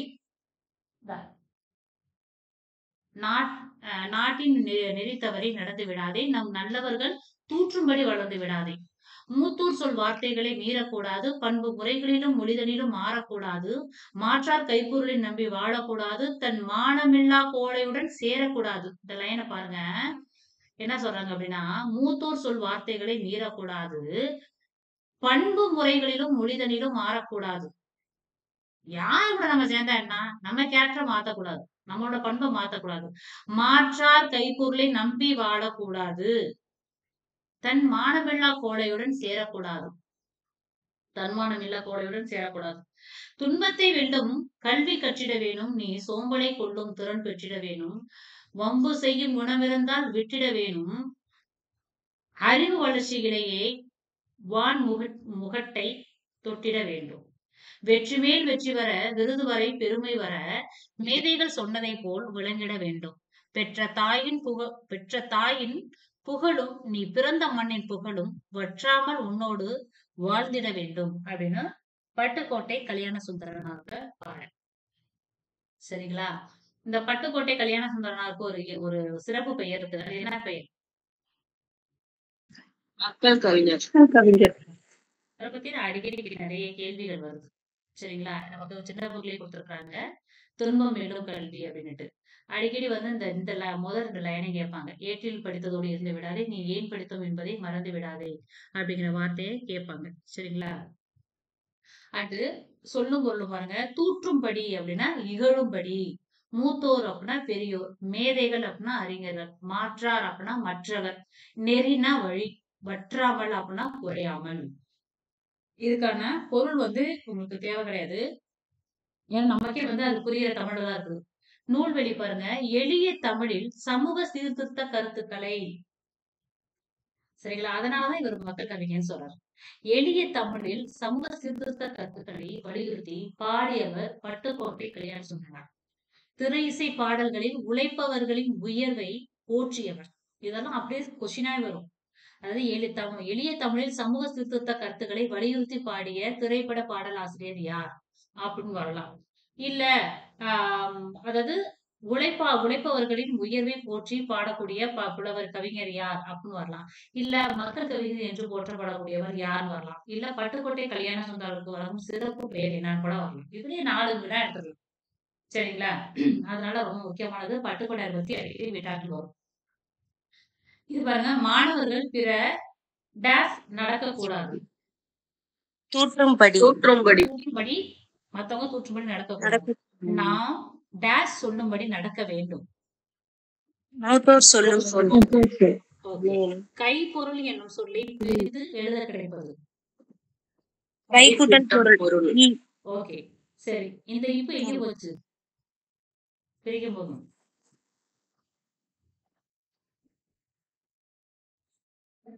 என்ன சைலண்ட் ஆயிட்டீங்க? அது வந்து சேரும்போது புணர்ச்சியில வரும். இதை எப்படி சேருது எப்படி பிரிக்கிறதுன்னு படிக்கிறதா உணர்ச்சி. சரிங்களா? அடுத்து அது உயிர் விட்டு ஓடணும். உயிர் வரையும் மெய் விட்டு ஓடும். அந்த விதிப்படியாம. ஆமா. இங்க இருக்கிற இது வந்து போனா என்னது? ஓவா? ஓ. ஆமா மேம். ஓ. இந்த உயிரெழுத்து இங்க வரும்போதும் இங்க இருக்கிற மெய்யை விட்டு ஓடும். சரிங்களா? போகும்போதும் கை கூட்டல் பொருள், கை பொருள் என கொண்டது. அதுக்கப்புறம் சேர்க்கும் போது கை பொருள் என்று வரும். சரிங்களா? ஓகே. மானம் கூட்டல் இல்லா என்பதனை சேர்த்து எழுத கிடைப்பது மானம் இல்லா. செகண்ட் ஆப்ஷனா? மானம் இல்லா. ஓகே. கரெக்ட் தானே? மியூட்ல போடுங்க. இதெல்லாம் வேண்டாம். கல்வி கண் திறந்தவர் முக்கியமான ஒரு இம்பார்ட்டன்ட் கொஸ்டின். அடிக்கடி கேட்கக்கூடிய ஒரு மனிதர், மேதை. கல்வி கண் திறந்தவர் யாரு? காமராஜர். கர்மவீரர். ஓகே. கல்வி நிலையங்கள் காலந்தோறும் மாறி வருகின்றன. தொடக்கத்தில் ஆசிரியரின் வீட்டிலேயே தங்கி மாணவர்கள் கல்வி கற்றனர். அதான் வந்து குருகுல கல்வின்னு சொல்லுவோம். பிறகு நாள்தோறும் ஆசிரியர் வீட்டுக்கு சென்று கல்வி கற்றனர். அதன் பிறகு பொதுவான ஒரு இடத்தில் மாணவர்களுக்கு ஆசிரியர்கள் கற்பித்தனர். இவையே இன்றைய பள்ளிக்கூடங்கள் ஆகும். முன்பு ஒரு சில ஊர்களில் மட்டுமே பள்ளிகள் இருந்தன. இன்று பள்ளிகளின் எண்ணிக்கை அதிகரித்துள்ளது. இத்தகைய கல்வி புரட்சிக்கு வித்திட்டவர் யார் அப்படின்னா காமராஜர் தான். அவரை பத்தி தான் இது நல்லா இருக்கும். இது ஃபுல்லாமே படிக்கிறேன். நம்ம எல்லாருமே தெரிஞ்சுக்கணும். சிறுவர்கள் ஆடு மேய்த்துக் கொண்டிருந்தனர். அந்த வழியாக மகிழ்ந்து ஒன்று அங்கே வந்து நின்றது. அதிலிருந்து ஒருவர் கீழே இறங்கினார். ஆடு மேய்த்துக் கொண்டிருந்த சிறுவர்களை கூப்பிட்டு அவர்களோடு உரையாடினார். என்னடா தம்பிகளா, பள்ளிக்கூடம் போகாமல் ஆடு மேய்ச்சிக்கிட்டு இருக்கீங்க ஏன் பள்ளிக்கூடம் விடுமுறை என்று கேட்டார். பள்ளிக்கூடமா? அதெல்லாம் எங்க ஊரில் கிடையாது என்றார்கள் சிறுவர்கள். அப்படியா? உங்க ஊரில் ஒரு பள்ளிக்கூடம் இருந்தா நீங்க எல்லாரும் படிப்பீங்களா என்று கேட்டார் அவர். ஓ, படிப்போமே என்றனர் சிறுவர்கள். ஊர்தோறும் பள்ளிக்கூடங்களை திறக்க வேண்டும் என்று முடிவுக்கு வந்தார். பள்ளி விழா ஒன்றில் பங்கேற்க சென்றார் அவர். அப்போது மாணவரிடம் படிப்பறிவு இருந்தால்தான் நாடு முன்னேற்றம் அடையும். எனவேதான் நாடு முழுக்க 50,000 பள்ளிகளை திறக்க முடிவு பண்ணியிருக்கிறோம். குழந்தைங்க, நீங்க எவ்வளவு தூரம் நடந்து போவீங்க? நீண்ட தூரம் நடந்தால் களைச்சு போயிடுவீங்க. அப்புறம் எப்படி படிக்க முடியும்? அதனால் 1 மைல் தூரத்தில் ஆரம்ப பள்ளி, 3 மைல் தூரத்தில் நடுநிலைப் பள்ளி, 5 மைல் தூரத்தில் உயர்நிலைப் பள்ளி இருக்குங்கிற ஒரு திட்டம் ஒண்ணு பேசியிருக்கிறேன் அப்படிங்கிறார். இப்ப ஆரம்ப பள்ளி எவ்வளவு தூரத்துல இருக்கணும்? 1 1 மைல் கிலோமீட்டர். 1 கிலோமீட்டர். 1 கிலோமீட்டருக்குள்ள இருக்கணும். ஏன்னா இங்க படிக்க போற சின்ன பிள்ளைங்க வந்து என்னன்னா 1 to 5 சின்ன பிள்ளைங்க தான் இங்க படிக்குங்க. அடுத்து நடுநிலை பள்ளிங்கிறது என்னது? 6 to 10. இது வந்து கொஞ்சம் பெரிய பசங்க இருப்பாங்க. அப்ப 3 கிலோமீட்டர் இருக்கணும். அடுத்து ஹையர் செகண்டரி. விட்டு விட்டு கேக்குதுங்க மேம். யாருக்கு மிஸ்? எல்லாத்துக்கும் அப்படிதான் கேக்குதா? விட்டு விட்டு கேக்குதுங்க மேம். ஒரு நிமிஷம் மிஸ். நல்லா கேக்குதுமா. மிஸ், நீங்க யாருக்காவது விட்டு விட்டு கேட்டுச்சுன்னா நீங்க இதுல மீட்ல இருந்து வெளியில போயிட்டு அகைன் மறுபடியும் உள்ள வாங்க. சரிங்க மேம். Okay miss. அடுத்து உயர்நிலை பள்ளிங்கிறது ஒரு 5 கிலோமீட்டர்ஸ்க்குள்ள இருக்கணும். சரிங்களா? இது வந்து எதுக்கு நான் உங்களுக்கு சொல்றேன் அப்படின்னா, இது வந்து ஒரு இதுல இந்த கூற்றுக்காரெல்லாம் கேட்பாங்க. சோ இதெல்லாம் நம்ம தெரிஞ்சு வச்சுக்கணும். சரிங்களா? அடுத்து பள்ளி நிகழ்ச்சி ஒன்றில் தேசிய கொடியேற்ற அவரை அழைத்தனர். அவர் கொடியேற்றும் போது அனைவரும் எழுந்தின்று வணக்கம் செலுத்தினர். அப்போது மாணவன் ஒருவன் மயங்கி விழுந்தான். அனைவரும் பதற்றம் அடைந்தனர். தண்ணீர் தெளித்து அவனை எழுப்பினர். மயக்கம் தெளிந்த சிறுவனிடம் அவர் காலையில் சாப்பிட்டாயா என்று கேட்டார். அவன் எதுவும் சாப்பிடவில்லை என்றான். அதற்கு அவர் ஏன் என்று கேட்டார். மாணவன் சாப்பிட எதுவும் இல்லை என பதில் கூறினான். இதற்கு பிறகு படிக்க வரும் மாணவர்களுக்கு ஒருவேளை உணவாவது வழங்க வேண்டும் என்று முடிவு செய்தார் அவர். பரமக்குடி தரைப்பாலத்தை பார்த்தபோது உடன் வந்த கல்வி அதிகாரியிடம் பேசினார். இந்த காட்டாற்றில் தண்ணீர் போகும்போது இந்த பக்கத்தில் மாணவர்கள் எப்படி பள்ளிக்கூடத்துக்கு போவார்கள் என்றார். மழை காலத்தில் மாணவர்கள் பள்ளிக்கு வரமாட்டார்கள் ஐயா என்றார் அதிகாரி. அப்போது இந்த பக்கம் ஒரு பள்ளிக்கூடம் கட்டலாமே என்றார் அவர். கல்வித்துறை விதியின்படி 3 மைல் தூரத்திற்குள் பள்ளிக்கூடம் இருந்தால் பக்கத்தில் வேறு பள்ளிக்கூடம் அனுமதி கிடையாது என்று அதிகாரி கூறினார். அவர் முடிப்பதற்குள் நீங்கள் இந்த காட்டாற்றை காரணம் காட்டுங்க. இந்த பக்கம் ஒரு பள்ளிக்கூடம் கட்ட அனுமதி கேளுங்க. நான் ஏற்பாடு செய்கிறேன் என்றார் அவர். ஆடு மேய்க்கும் சிறுவர்களையும் பள்ளிக்கூடம் செல்ல வழி செய்தவர் யார் தெரியுமா? குழந்தைகள் பள்ளி செல்வதற்காக நீண்ட தூரம் நடக்கக்கூடாது என்று எண்ணியவர் யார் தெரியுமா? பள்ளிக்கு படிக்க வரும் மாணவர்களுக்கு ஒருவேளை உணவாது வழங்க வேண்டும் என்று நினைத்தவர் யார் தெரியுமா? கல்வித்துறை விதிகளை மாணவர்களின் நலனுக்காக மாற்றி அவர்கள் வாழும் இடத்திலேயே பள்ளிக்கூடத்தை திறக்க செய்த சிந்தனையாளர் யார் தெரியுமா? அவர்தான் கல்வி கண் திறந்தவர் என்று தந்தை பெரியாரால் மனதார பாராட்டப்பட்ட மறைந்த மேனாள் முதல்வர் காமராஜர். கல்வி கண் திறந்தவர்னு பாராட்டினவர் யாரு? காமராஜரை தந்தை பெரியார் வந்து பாராட்டியிருக்காரு. சரிங்களா? இதுதான் இப்ப எல்லாம் வந்து லேட்டஸ்டா எடுக்கிறாங்க இந்த மாதிரி வினாக்கள். இவங்க யார் பாராட்டினாங்க அப்படிங்கிற மாதிரி. இப்ப கல்வி கண் திறந்தவர் அப்படின்னு சொன்னவர் வந்து தந்தை பெரியார் தான் காமராஜரை பத்தி சொல்லியிருக்காரு. காமராஜருக்கு வந்து நிறைய சிறப்பு பெயர்கள் இருக்குது. பெருந்தலைவர் காமராஜர், படிக்காத மேதை காமராஜர், கர்ம வீரர் காமராஜர், கருப்பு காந்தி காமராஜர், ஏழை பங்கான காமராஜர், தலைவர்களை உருவாக்குபவர். சரி, ஓகே. இந்த தலைவர்களை உருவாக்குபவர் இருக்குதுல்ல, அது இவர் உருவாக்கின ஒரு தலைவர் பேரை சொல்லுங்க. இந்திரா காந்தி. நேருங்க மேம். நேரம் வந்து இவரே உருவாக்கிட்டாரா? இந்திரா காந்தி. அதுக்கு முன்னாடி நேரு போயிட்டீங்களா? அவங்களுக்கு யார் செஞ்சிருக்கு பாரு மிஸ்ஸா? இந்திரா காந்தி சொல்றதும் நேரு சொல்லிட்டேன். Okay okay okay. நேரு சொன்னானா இந்திரா காந்தி சொன்னானா ஒரு ஃபேமிலிக்குள்ள தானே. இந்திரா காந்தியை உருவாக்குனவர்.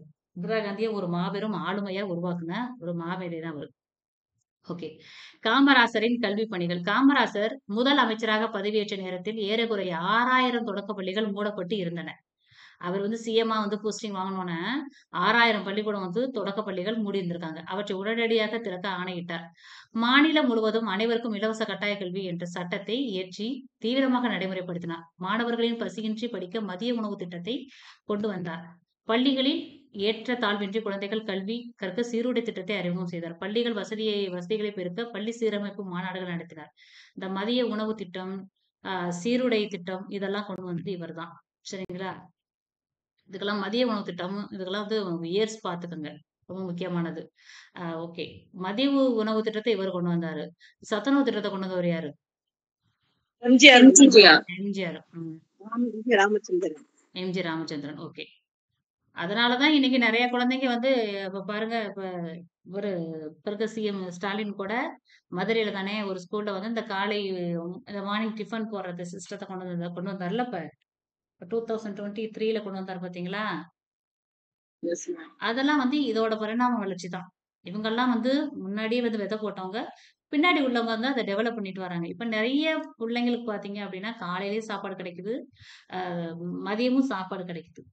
அது இந்த சாப்பாடு வந்து மத்தவங்களுக்கு வேணா, இப்ப இருக்கப்பட்டவங்களுக்கு வேணா, அது வேணாம், தேவையில்லாத ஒண்ணா இருக்கலாம். ஆனா இது மூலியமா இந்த சாப்பாட சாப்பிட்டு படிக்கிற குழந்தைங்க எவ்வளவு பேர் இருக்கிறாங்க? படிச்சவங்க எவ்வளவு பேர் இருக்கோம்? படிச்சு பெரிய பெரிய கிராமத்து பசங்களுக்கு ரொம்ப யூஸ்ஃபுல்லா இருக்கும் மேம். கிராமத்து குழந்தைங்களுக்கு யூஸ்ஃபுல்லா இருக்கும். ஆமாமா. இப்ப எல்லாமே இப்ப கொஞ்சம் டவுனுக்குள்ள இருக்கிறவங்க பிள்ளைங்கள வந்து வேற ஸ்கூல்ல, பிரைவேட் ஸ்கூல்ல படிக்க வைக்கிறோம். அவங்களுக்கு தேவையான சாப்பாடு எல்லாமே ரொம்ப கொஞ்சம் கேர் எடுத்து நம்ம செஞ்சு தரோம். அதுவே ஒரு மெயின் டாஸ்க்கா வச்சு செஞ்சு தரோம். ஆனா எல்லா பேரண்ட்ஸும் அப்படி செஞ்சு தர முடியுமான்னா முடியாது. ஏன்னா அவங்களோட டெய்லி லைஃப்ப நடத்துறதே ஒரு கஷ்டமான ஒரு சேலஞ்சிங்கா இருக்குது. சோ பிள்ளைங்கள வந்து அவங்களுக்கு சாப்பாடு ப்ரிப்பேர் பண்ணி குடுத்து அவங்கள ஸ்கூலுக்கு அனுப்புறதுங்கிறது முடியாது. இந்த மாரி திட்டங்கள் மூலியமா நெறைய குழந்தைங்க வந்து அவங்களோட பசி போகுது. பசி போனுச்சுனாலே ஆட்டோமேட்டிக்கா குழந்தைங்க படிக்க ஆரம்பிச்சுருங்கல்ல. அது வந்து ஒரு நல்ல ஒரு இது. அது அப்பைலருந்து இன்னைக்கு வரைக்கும் அத நல்லா டெவலப் பண்ணிட்டு வர்றாங்க. அடுத்து பாருங்க, மாணவர்கள் உயர்கல்வி பெற பொறியியல் கல்லூரிகள், மருத்துவக் கல்லூரிகள், கால்நடை மருத்துவக் கல்லூரிகள், ஆசிரியர் பயிற்சி நிறுவனம் ஆகியவற்றை புதிதாக தொடங்கினார்.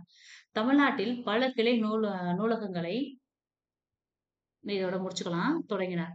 இவ்வாறு கல்வி புரட்சிக்கு வித்திட்டவர் காமராசரே ஆவார். இதுல உள்ளத வந்து நீங்க நல்லா படிச்சுக்கணும். சரிங்களா? முடிஞ்சா மனப்பாடம் பண்ணிக்கங்க. என்ன பொறுத்தவரைக்கும் நான் வந்து இந்த காம்படிட்டிவ் எக்ஸாம் பொறுத்தவரைக்கும் மனப்பாடம் பண்ணிக்கணும்னு சொல்லுவேன். ஏன்னா, நம்ம எவ்வளவுதான் படிச்சாலும் அவன் வேற மாரி கொஸ்டின் கேட்கறான். சோ இந்த மாரி முக்கியமான நபர்கள பத்தின ஒரு டைரக்ட் கொஸ்டின் வந்துரும். சோ அதுக்கெல்லாம் வந்து நீங்க மனப்பாடமே பண்ணிக்கங்க. மனப்பாடம் பண்ற ஒரு சக்தி இருந்தா பண்ணிக்கங்க. காமராசருக்கு செய்யப்பட்ட சிறப்புகள். காமராசர் வந்து பண்ண சிறப்புகள நாம மேல பார்த்தோம். இப்ப காமராசருக்கு என்னென்ன சிறப்புகள் வந்து நமக்கு தமிழ்நாடு கவர்மெண்ட் பண்ணியிருக்கு அப்படின்னா, மதுரை பல்கலைக்கழகத்திற்கு காமராசர் பல்கலைக்கழகம் என பெயரிடப்பட்டது. ஓகே. மதுரையில வந்து காமராஜர் யூனிவர்சிட்டி இருக்குது. இப்ப திருச்சியில ஒரு யூனிவர்சிட்டி இருக்கு. என்ன யூனிவர்சிட்டி? பாரதிதாசன் யூனிவர்சிட்டி. திருநெல்வேலியில இருக்குது ஒரு யூனிவர்சிட்டி. அது என்னது? திருநெல்வேலியே தூத்துக்குடி. அண்ணாமலையார் யூனிவர்சிட்டி வந்து திருநெல்வேலியில இருக்குது. சிதம்பரம். என்ன கான்சியஸா இருக்கிறீங்களா இல்ல அன்கான்சியஸா இருக்கிறீங்களா? எல்லாமே என்ன இன்னைக்கு ஒரு நாள் இன்னைக்கு என்ன மொஹரமா? மிலாடி நபியா? அதே தெரியல அந்த பண்டிகை. இன்னைக்கு ஒரு நாள் மிலாடி நபி. யாரும் பிரியாணி எதுவும் கொடுத்துட்டாங்களோ? சாப்பிட்டுட்டு உண்டா மயக்கம் தொண்டை அடைக்குதோ?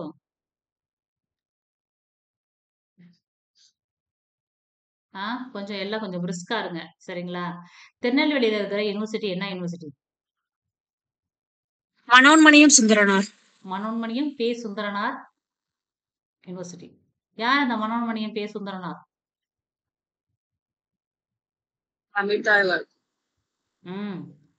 தப்போ ரைட்டோ சொல்லி பழகுங்க. சொல்லுங்க.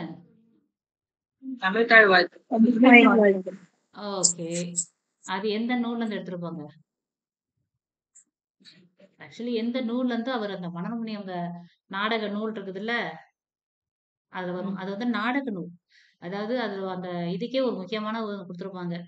தமிழ்ல வந்து நாடக பாங்கு வந்து நல்ல இதா இல்ல அப்படிங்கிற ஒரு கவலைய போக்குறதுக்காகவே எழுந்த நூல்னு கூட சொல்லுவாங்க மனோன்மணியத்த. சரிங்களா? மனோன்மணியத்துல இருந்து ஒரு கொஸ்டின் இப்ப டிஎன்பிசில கேட்டிருந்தாங்கல்ல? என்ன கொஸ்டின் சொல்லுங்க? அதோட கிளைக்கதை ஒண்ணு கேட்டிருந்தாங்களே. சிவகாமியின் சபதமா சரிதமா? சொல்லுங்க டீச்சர்ஸ். சபதம் அப்படின்னா அது கல்கியோடது. சரிதம் அப்படின்னாதான் மனோன்மணியத்தோட கிளைக்கதை. நல்லா தெரிஞ்சுக்கங்க. சிவகாமியின் சபதம், பொன்னியின் செல்வன், அலையோசை, ஆஹ் அப்புறம் இன்னொன்னு வந்து நிறைய வரும். இதெல்லாம் பாத்தீங்க அப்படின்னா கல்கியோடது. சரிங்களா? கல்கி கிருஷ்ணமூர்த்தி இருக்காருல்ல, அவரோடது. சரிதம் அப்படின்னாதான் அது மனோன்மணியத்தோட கிளைக்கதை. சரிங்களா? பாவம் நீங்க யாராவது மாத்தி கொடுத்துருப்பீங்க. நான் வேற ஆன்சர் சொல்லி மனசை கஷ்டப்படுத்துறேன் வேற. சரி வாங்க, அடுத்து விட்டுருங்க. அடுத்து காமராஜ் இது தூத்துக்குடியில ஒரு யூனிவர்சிட்டி இருக்கு. என்ன யூனிவர்சிட்டி? தூத்துக்குடியில தானே பாரதியார் யூனிவர்சிட்டி இருக்குது. தூத்துக்குடியில தானே பாரதியார் யூனிவர்சிட்டி இருக்குது. இல்ல கோயம்புத்தூரா? சொல்லுங்க, பாரதியார் யூனிவர்சிட்டி எங்க இருக்குது? அட போங்கப்பா, எது கேட்டாலும் சொல்ல மாட்டேங்கிறீங்க. தெரியல மேம். கோயம்புத்தூர்ல தான் இருக்குன்னு நினைக்கிறேன். யாராவது கோயம்புத்தூர்காரங்க யாரும் இருக்குங்களா? கோயம்புத்தூர், பொள்ளாச்சி அந்த சரௌண்டிங்ல யாராவது இருக்குங்களா? யாரும் இல்ல. சரி, ஓகே. இந்த யூனிவர்சிட்டில எங்க இருக்குன்னு தெரிஞ்சுக்கோங்க. மதுரை என்ன மிஸ்? ஓகே. அடுத்து பாருங்க, நடுவண் அரசு. பலாமணி இருக்கு. எந்த எந்த ஊர் மிஸ் நீங்க? கோயம்புத்தூருக்கு பக்கத்துலங்க மேம், புளியம்பட்டி. ஓ, பொள்ளாச்சி போயிட்டு புளியம்பட்டியா? சொல்லுங்க. Yes ma'am. உங்க ஊர்ல எந்த யூனிவர்சிட்டி இருக்குது? உங்க சரௌண்டிங்ல என்ன யூனிவர்சிட்டி மிஸ் இருக்குது? அண்ணாமலை யூனிவர்சிட்டி இருக்குங்க மேம். எந்த ஊர்ல? பிரான்ச் பாதலாம். பிரான்ச்சுங்க மேம். நான் சொல்றது மெயின் யூனிவர்சிட்டி மிஸ். இப்ப திருச்சினா பாரதாஸ் யூனிவர்சிட்டி இருக்குது. மெயின் யூனிவர்சிட்டி இல்ல மேம், பிரான்ச் தான் இருக்குங்க மேம். இப்ப கோயம்புத்தூர் அண்ணாமலை யூனிவர்சிட்டி பிரான்ச் தான் இருக்குங்க. பாரதியார் யூனிவர்சிட்டி பிரான்ச் இருக்குங்க மேம். அதுதான் மிஸ், கோயம்புத்தூர்ல தானே அப்ப பாரதியார் யூனிவர்சிட்டி இருக்குது. ஆமாங்க மேம். Yes ma'am. அதுதான் கேக்குறேன். இப்போ எல்லா ஊர்லயுமே இப்ப அண்ணா யூனிவர்சிட்டி கூட தான் திருச்சியில இருக்குது. அதோட பிரான்ச் இருக்கும், சரிங்களா? ஆனா மெயின் யூனிவர்சிட்டி பாத்தீங்கன்னா அந்தந்த ஊர்ல வந்து இப்ப அவங்களுக்கு மரியாதை செலுத்துற விதமா அங்க இருக்கும். இப்ப காமராஜர் யூனிவர்சிட்டி ஏன் காமராஜருக்கு மதுரையில கட்டினாங்க?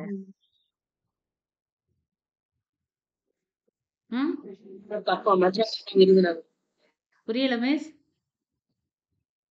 ஆக்சுவலி காமராஜர் பிறந்த ஊர் எந்த ஊரு? எங்க மிஸ்? அவர் பிறந்தது விருதுநகர். நீங்க விருதுநகர்ல நீங்க மதுரை லைன்ல இருந்து போகணும், சரிங்களா? அதனால மதுரை மெயின் ஏரியான்னு சொல்லிட்டு அங்க யூனிவர்சிட்டி கட்டிருக்காங்க. ஒரு விஷயத்த பத்தி நல்லா ஃபுல்லா தெரிஞ்சுக்கங்க, சரிங்களா? ஏன்னா எப்படி கேள்விக்கு வரும் தெரியாது. நடுவண் அரசு, அதாவது சென்ட்ரல் கவர்மெண்ட் 1976 வந்து பாரத ரத்னா விருது வந்து வழங்கியிருக்குது. இந்த பாரத ரத்னா, பாரத விபூஷன், பாரதம் வந்தாவே அது வந்து சென்ட்ரல் கவர்மெண்ட் கொடுக்குதுன்னு அர்த்தம். எப்ப 1976 7/6ல கொடுக்குது. 7/6க்கு காமராசருக்கு பாரத ரத்னா, 7/6க்கு காமராசருக்கு பாரத ரத்னா. ஒரு 3 டைம் சொல்லி பாருங்க, ஆட்டோமேட்டிக்கா வந்துடும்.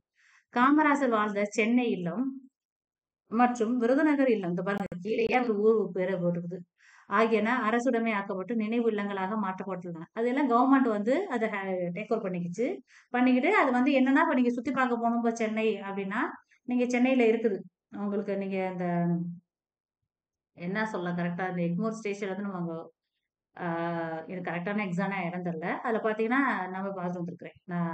அதுல இருக்கும், ரொம்ப பெருசாலாம் கிடையாது, ஒரு சிம்பிளா ஒரு சின்ன வீடு சென்னையில. விருதுநகர் வீடு பார்த்தது கிடையாது. விருதுநகர்ல ஒரு சொந்த ஊர். அது எல்லாமே வந்து அரசு வந்து டேக் ஓவர் பண்ணிக்கிச்சு. சுத்தி பார்க்குற இடமா இருக்குது. சென்னை மெரினா கடற்கரையில் சிலை வந்து நிறுவப்பட்டுள்ளது, சரிங்களா? பீச்ல வந்து ஒரு சிலை இருக்குது. சென்னையில் உள்ள உள்நாட்டு விமான நிலையத்திற்கு காமராசர் பெயர் சூடப்பட்டுள்ளது.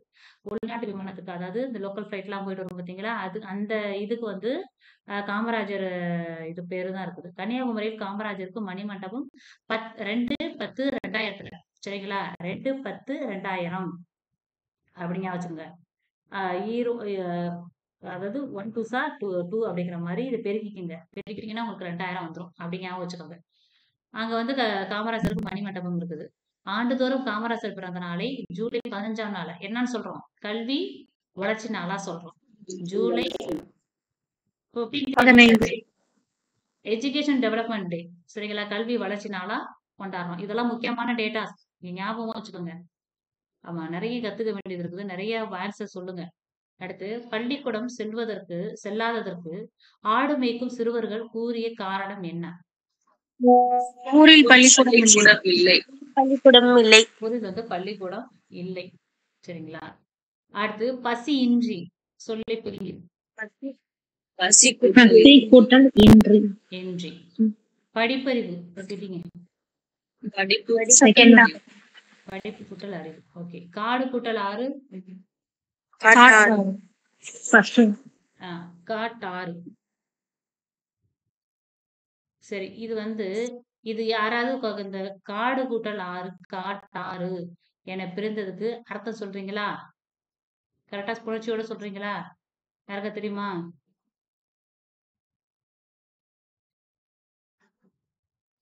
உய்வரின் உட்குரல் மெய்விட்டோடு. கரெக்ட் தான். சரி, கரெக்டா புணர்ச்சி விதி அப்படியே சொல்லுங்க. நீங்க சொல்ல நான் எழுதுறேன். எப்படி விதியை சொல்லுங்க. ஃபர்ஸ்ட் காட்டாறு தனி கூறின் முன் ஒற்று உயிர் வரி இரட்டும் அதுமா மேம்? இருங்க வரேன். ஏன் இது தனி கூறு. பாவம், அவங்களே வந்து நம்ம சொன்னோம்னா ரொம்ப பேதி ஆயிடுவாங்க மேல. சரி, விடுங்க. அப்ப புணர்ச்சியில பாத்துக்கலாம். காட்டாறு அப்படிங்கிறது எப்படிங்கறத நான் சொல்றேன். பாவம், அவங்களே என்னடா இவங்க அதை பிரிங்க இது பிரிங்கிறாங்கன்னு ரொம்ப பயந்துட போறாங்க. சரி, ஓகே. மணி 8:30 ஆயிடுச்சு. இந்த பாடம் கொஞ்சம் முக்கியமான பாடம். இதெல்லாம் அந்த ஃப்ளோர்ஸ் எல்லாம் கொஞ்சம், அதாவது கீவேர்டு வச்சு சொல்லி தரணும். இது வந்து ஒரு வினா கேட்டுறாங்க. இதுல பாத்தீங்க அப்படின்னா இதுதான் இந்த அரங்கநாதன் வந்து யாரு? அவருதான் வந்து இந்திய நூலகத்தின் தந்தை அப்படின்னு சொல்றாங்க.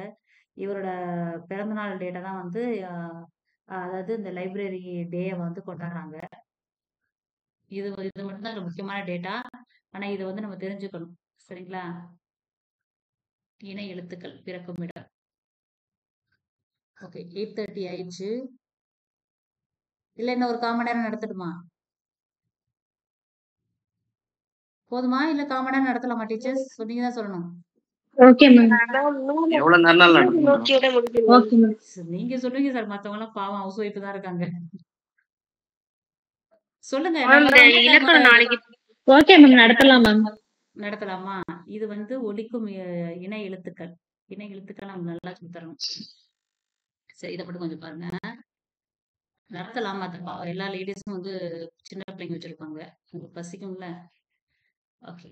நூலகம் நோக்கி கற்றது கைமண் அல்லது அளவு. மிஸ் டீச்சர்ஸ் மியூட்ல போடுங்க. டீச்சர்ஸ் மியூட்ல போடுங்க.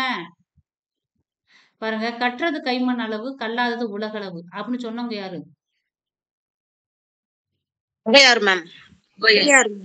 அவையார். அப்பதான் நம்ம வந்து எல்லாமே படிச்சிட்டோம் அப்படின்னு நம்ம நினைக்கும் போது இந்த வார்த்தை அடிக்கடி சொல்லி பாருங்க. அதெல்லாம் ஐயோ நம்ம இன்னும் நிறைய படிக்கணும் மேல அவையாரே சொல்லிட்டாங்கன்னு படிக்க ஆரம்பிச்சிருங்க. உலக அறிவை நாம் பெறுவதற்கு புத்தகம் வச்சிருந்தீங்கன்னா நோட் பண்ணிக்கோங்க. உலக அறிவை நாம் பெறுவதற்கு பாட நூல்கள் மட்டுமே போதாது. பல்வேறு துறை சார்ந்த நூல்களை தேடி படிக்க வேண்டும். இதற்கு துணை புரிவன நூலகங்களே. நூலகங்கள் மாவட்ட நூலகங்கள், கிளை நூலகம், ஊர்ப்புற நூலகம், பகுதி நூலகம், தனியார் நூலகம் என பல வகைப்படும். ஆசியாவிலே 2வது பெரிய நூலகம் தமிழ்நாட்டில் உள்ளது. எங்க இருக்கு தமிழ்நாட்டுல? சென்னையில மேம். சென்னையில இருக்கா? என்ன நூலகம் சென்னையில இருக்குது சொல்லுங்க.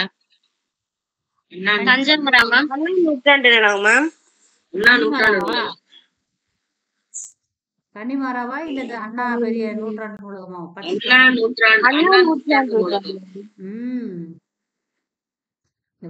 நூற்றாண்டு நூலகம் எவ்வளவு பெரிய நூலகம் தெரியுமா? ஆசிய கண்டத்திலேயே 2வது பெரிய நூலகம் இதுதான் சொல்றாங்க. இப்ப முதல் நூலகம் எங்கே மிஸ் இருக்கும்? சீனா மேம். சரிங்களா?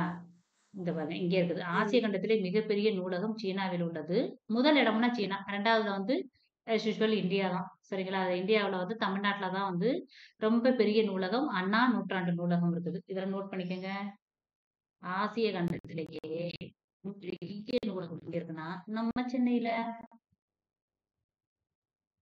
அண்ணா நூற்றாண்டு நூலகம் பெருசா கட்டி வச்சிருக்காங்க. அது வந்து எத்தனை தளம்னா தரைத்தளத்தோடு 8 அடுக்குகளை கொண்டுள்ளது. இதன் பரப்பளவு மட்டும் 8 ஏக்கர். அதாவது 8 ஃப்ளோர்ஸ் இருக்கும், 8 ஏக்கர்ஸ். சரிங்களா? இதுல வந்து என்ன அப்படின்னா இதெல்லாம் கதை தான். ஆசிய கண்டத்திலே மிகப்பெரிய நூலகம் சீனாவில் உள்ளது. 2வது நூலகம் அந்த அண்ணா நூற்றாண்டு நூலகம். அடுத்து இவர்தான் முனைவர் ரா அரங்கநாதன். நூலக விதிகளை உருவாக்கியவர். லைப்ரரின்னு சில ரூல்ஸ் அண்ட் ரெகுலேஷனை உருவாக்கினவர் இவர் தான் ரா அரங்கநாதன். இவர் இந்திய நூலகவியலின் தந்தை அப்படின்னு சொல்றாரு. சரிங்களா? இந்த father of Indian library science என்று அழைக்கப்படுகிறார். அடுத்து இது வந்து பாருங்க, மாணவர்களே, தரைத்தளத்தில் பார்வை திறன் குறைபாடு உடையோருக்கான பிரிவு உள்ளது. அவர்கள் தொட்டு பார்த்து படிப்பதற்கான பிரெய்லி நூல்கள் உள்ளது அப்படிங்கிறாங்க. இப்ப கண்ணு தெரியாத இருக்காங்கல்ல, அந்த ஸ்டூடெண்ட்ஸ் வந்து என்னன்னா இந்த பிரெய்லி மூலமா தான் இந்த பாருங்க இங்க இருக்கு பாத்தீங்களா, இந்த பிரெய்லி மூலமா தான் தெரிஞ்சுக்குவாங்க. இத கூட ஒரு படத்துல கூட இந்த நயன்தாரா அது என்ன படம், கண்ணு தெரியாம கூட ஒரு படம் நடிச்சிருப்பாங்க தெரியுமா? அதுல கூட நல்லா நிறைய இந்த இந்த பிரெய்லிய நல்லாவே கொஞ்சம் காமிச்சிருப்பாங்க. இப்ப ரீசெண்டா வந்த படம் தான் அந்த படம். எனக்கு டக்குன்னு தெரியல இந்த படம். பிளைண்டா கூட இருப்பாங்க தெரியுமா? யாருக்கா தெரிஞ்சா சொல்லுங்க. தெரியல மேம். தெரியல போலங்க. தெரியலையா? பாவம் டீச்சர்ஸ்ங்க படிக்கிறதுலயே போயிட்டீங்க. யாராவது ஜென்வாதியாருங்க யாராவது இருந்தீங்கன்னா சொல்லுங்க ஜென்ஸ். பெரும்பாலுமே யாருமே சினிமாவுக்கு போறது இல்ல மேம். சினிமா எல்லாம் பாக்குறது இல்ல. எப்படியாவது படிச்சு வேலைக்கு போறோம். வேலைக்கு போனதுக்கு அப்புறம் பல வருஷங்கள் ஆகுது மேம். சீரியல் பார்த்து சினிமா எல்லாம் பார்த்து பல வருஷங்கள் ஆகுது மேம். சீரியல் பார்த்து சினிமா எல்லாம் பார்த்து எல்லாத்தோட உழைப்புக்கும் கடவுள் ஒரு நாள் வந்து செவி சாய்ப்பாரு. சரிங்களா? அது டக்குன்னு எனக்கு அந்த படம் வரல. அந்த படத்துல வந்து அந்த நயன்தாரா வந்து நல்லா அத அந்த இந்த பிரெய்லிய நல்லா சிக்கன் தொட்டு மேடம். Third eye. என்ன sir? Chicken madam. Oh! Netrikan. பாத்தீங்களா? எப்படி ஜென்ஸுங்க பிடிச்சாங்க பாத்தீங்களா? Netrikan. Very good, very good. Netrikan. டக்குனு அந்த படம் பேரு ஞாபகம் வரல எனக்கு. நெட்ரிகன் படத்துல அவங்க வந்து நயன்தாரா ஒரு ஆக்சிடென்ட் கண்ணு தெரிச்ச புள்ள தான். ஒரு ஆக்சிடென்ட்ல வந்து இதாயிரும். கண் பார்வை போயிரும். அதுக்கப்புறம் அந்த பொண்ணு வந்து அந்த பிரெய்லி மூலியமா அது நெறைய அந்த சீன்லாம் நெறைய காமிச்சிருப்பாங்க. சோ அவங்களுக்காக தான் அந்த பிரெய்லி நூல். அடுத்து நகர இதெல்லாம் இருக்குதா படிக்கலாம். அதெல்லாம் விட்டுருங்க. இங்க வந்துருங்க. அண்ணா நூற்றாண்டு நூலகத்தின் 8 தளங்கள். இத எப்படி ஞாபகம் வச்சுக்கலாம் அப்படின்னா, இப்ப ஃபர்ஸ்ட் ஃப்ளோர் சரிங்களா? இப்ப ஃபர்ஸ்ட் ஃப்ளோர்னா என்ன? சொந்த நூல்கள், படிப்பகம், பிரெய்லி நூல்கள். கீழ தான் வச்சிருப்பாங்க. ஃபர்ஸ்ட் ஃப்ளோர்ல தான் வச்சிருப்பாங்க. சரிங்களா? இதுல என்னது? சொந்த நூல படிக்கலாம். அப்புறம் கண்ணு தெரியாத குழந்தைங்க போய் ஈஸியா போய் அந்த புத்தகத்த எடுத்து படிக்கிறதுக்கு தகுந்த மாரி ஃபர்ஸ்ட் தரை ஃப்ளோர்ல வச்சிருப்பாங்க. சரிங்களா? கிரவுண்ட் ஃப்ளோர்ல வச்சிருப்பாங்க. அடுத்தது ஃபர்ஸ்ட் ஃப்ளோர் வந்துட்டீங்க அப்படின்னா, குழந்தைங்க வந்து மாடிக்கெல்லாம் ஏறி போக முடியாது. சரிங்களா? இப்ப சின்ன பிள்ளைங்க ஒரு 5வது, 6வது வரைக்கும் படிக்கிற பிள்ளைங்க, ஏன்னா 18 வயசு வரைக்குமே குழந்தைகள் தான் அவங்க. ஓட்டு உரிமம் வாங்குற வரைக்குமே. ஐநா சபை வந்து 18 வயசு வரைக்கும் உள்ளவங்க வந்து குழந்தைகள் தான் அங்கீகரிச்சிருக்குது. சரிங்களா? அதுக்கு அப்புறம் தான் கம்ப்ளீட் ஆனவங்க தான் அவங்க வந்து ஓட்டுரிமைக்கு அப்புறம் தான் அவங்கள வந்து என்னது அடுத்த ஏஜ் கன்வெர்ட் பண்ணுது. சோ முதல் தளம் வந்து குழந்தைகள் பிரிவு பருவ இதழ்கள். சரிங்க, நம்ம பருவ இதெல்லாம் படிக்கணும். அது வந்து ஃபர்ஸ்ட் ஃப்ளோர்ல இருக்குது. 2ஆம் தளத்துல பாருங்க. 2ஆம் தளத்துல வந்து தமிழ் நூல்கள் இருக்கு. சரிங்களா? இப்ப தமிழ் அப்படிங்கிறது 3 எழுத்து. தமிழ் 3 எழுத்து. அதே 2 எழுத்தா இங்க மாத்திக்கங்க 2ஆம் தளத்துக்கு. சரிங்களா? இதுல 7 ஃப்ளோரும் 8 ஃப்ளோரும் நீங்க ஞாபகம் வச்சுக்கணும். அதுக்காக சொன்னேன். இப்ப தமிழ் 3 எழுத்து. அதுக்கு ஆப்போசிட்டா 2ஆம் தளம் அப்படின்னு ஞாபகம் வச்சுக்கோங்க. அடுத்து 3ஆம் தளத்துல கணினி அறிவியல், மருத்துவம், அரசியல். கணினிங்கிறது 3 எழுத்து. அதுல 3ஆம் தளம். சரிங்களா? இப்ப தத்துவம், அரசியல் அப்படின்னா இப்படி எப்படி வச்சுக்கலாம்? 3 பேர் உட்கார்ந்து கம்ப்யூட்டர் நோண்டிட்டு தத்துவம் பேசுறாங்க, அரசியல் பேசுறாங்க அப்படின்னு ஞாபகம் வச்சுக்கோங்க. 3 பேர் உட்கார்ந்துகிட்டு கணினியில அதாவது கம்ப்யூட்டர் நோண்டிட்டு தத்துவமும் அரசியலும் பேசுறாங்க அப்படின்னு ஞாபகம் வச்சுக்கோங்க. இப்ப 4ஆம் தளம் பாருங்க. பொருளியல், சட்டம், வணிகவியல், கல்வி. இது எல்லாமே என்னது? ஒரு மனுஷன் மாமேதையா ஆகுறதுக்கான 4 பிரிவு. பொருளியல் எக்கனாமிக்ஸ், லா, இது வந்து வணிகவியல், கல்வி எஜுகேஷன். சரிங்களா? இந்த 4ஆம் தளம் வந்து இந்த முக்கியமான ஒரு மனுஷனோட இன்னொரு வளர்ச்சி. இந்த 4ஆம் தளத்துக்கு வந்து நீங்க யார் வச்சுக்கலாம்னா அம்பேத்கர் வச்சுருங்க. Doctor B.R.. அம்பேத்கர் அவர் வச்சுக்கணும். ஏன்னா இது எல்லாத்தையுமே அவர் படிச்சிருக்காரு. சோ இதை ஞாபகம் வச்சுக்கணும். 4ஆம் தளத்துக்கு அம்பேத்கர் வச்சுக்கோங்க. 5ஆம் தளம் பாருங்க. கணிதம், அறிவியல், மருத்துவம். சரிங்களா? ஒண்ணும் நீங்க மேத்தமெட்டிஷியன் ஆகுங்க. 5வது முடிச்சுட்டு அதாவது நம்ம 12th முடிச்சுட்டு தானே நம்ம வந்து ஒரு இது ஸ்பெஷல் குரூப்ஸ் எல்லாம் எடுப்போம் பாத்தீங்களா? இப்போ வந்து பிஎஸ்சி மேத்ஸ் எடுப்போம், இப்ப சயின்ஸ் எடுப்போம், அடுத்து மெடிசன் படிப்பாங்க. சோ நம்ம வந்து 12வது முடிச்சுட்டு எடுக்கிற மாதிரி 5வது முடிச்சுட்டு நம்ம பிஎஸ்சி மேத்ஸ் எடுக்கிறோம், சயின்ஸ் எடுக்கிறோம். அப்புறம் வந்து நீட் பாஸ் பண்ணி நம்ம இதுக்கு போறோம், டாக்டருக்கு போறோம் அப்படின்னு வச்சுங்க. 12வது முடிச்சுட்டு 5வது முடிச்சுட்டு அப்படின்னு வச்சுங்க. அடுத்து 6ஆம் தளம் பாருங்க. பொறியியல், வேளாண்மை, திரைப்பட கலை. அதாவது 5வது முடிச்சுட்டு இதெல்லாம் நம்ம எடுக்கிறோம். 6 அடுத்து மனுஷனுக்கு வந்து 6 அறிவு. சரிங்களா? 6 அறிவு இருக்குன்னு வச்சுக்கோங்க. 6 அறிவு இருந்துச்சுன்னா ஒண்ணு இன்ஜினியரிங் படிப்போம், இல்லையா வேளாண்மைக்கு வேளாண்மை செய், இல்லையா திரைப்படம் அது வாரம் வாரம் பாரு. அதாவது ஒரு மிஸ் பார்க்கவே இல்லைன்னு சொன்னாங்க. 6 அறிவு இருந்துச்சுன்னா ஒண்ணு இன்ஜினியரா போகணும், இல்லைன்னா வேளாண்மைக்கு போயிடணும், இல்லைன்னா திரைப்படம் போயிடணும். சரிங்களா? அடுத்து 7ஆம் தளம். 7 வந்து 7 உலகத்தையும் நான் சுத்தி பார்ப்பேன். அதுக்கு சுற்றுலா. சுற்றுலானாவே என்னது? வரலாறு சம்பந்தப்பட்டதான். சரிங்களா? இப்ப சுற்றுலா வரலாறு அப்படின் போதுமே கீழ் திசை சுவடிகள் வரும். உங்களுக்கு சுவடிகள் 7 உலகத்தையும் சுத்தி பார்க்க போறேன். அதெல்லாம் வரலாறு சம்பந்தமானது.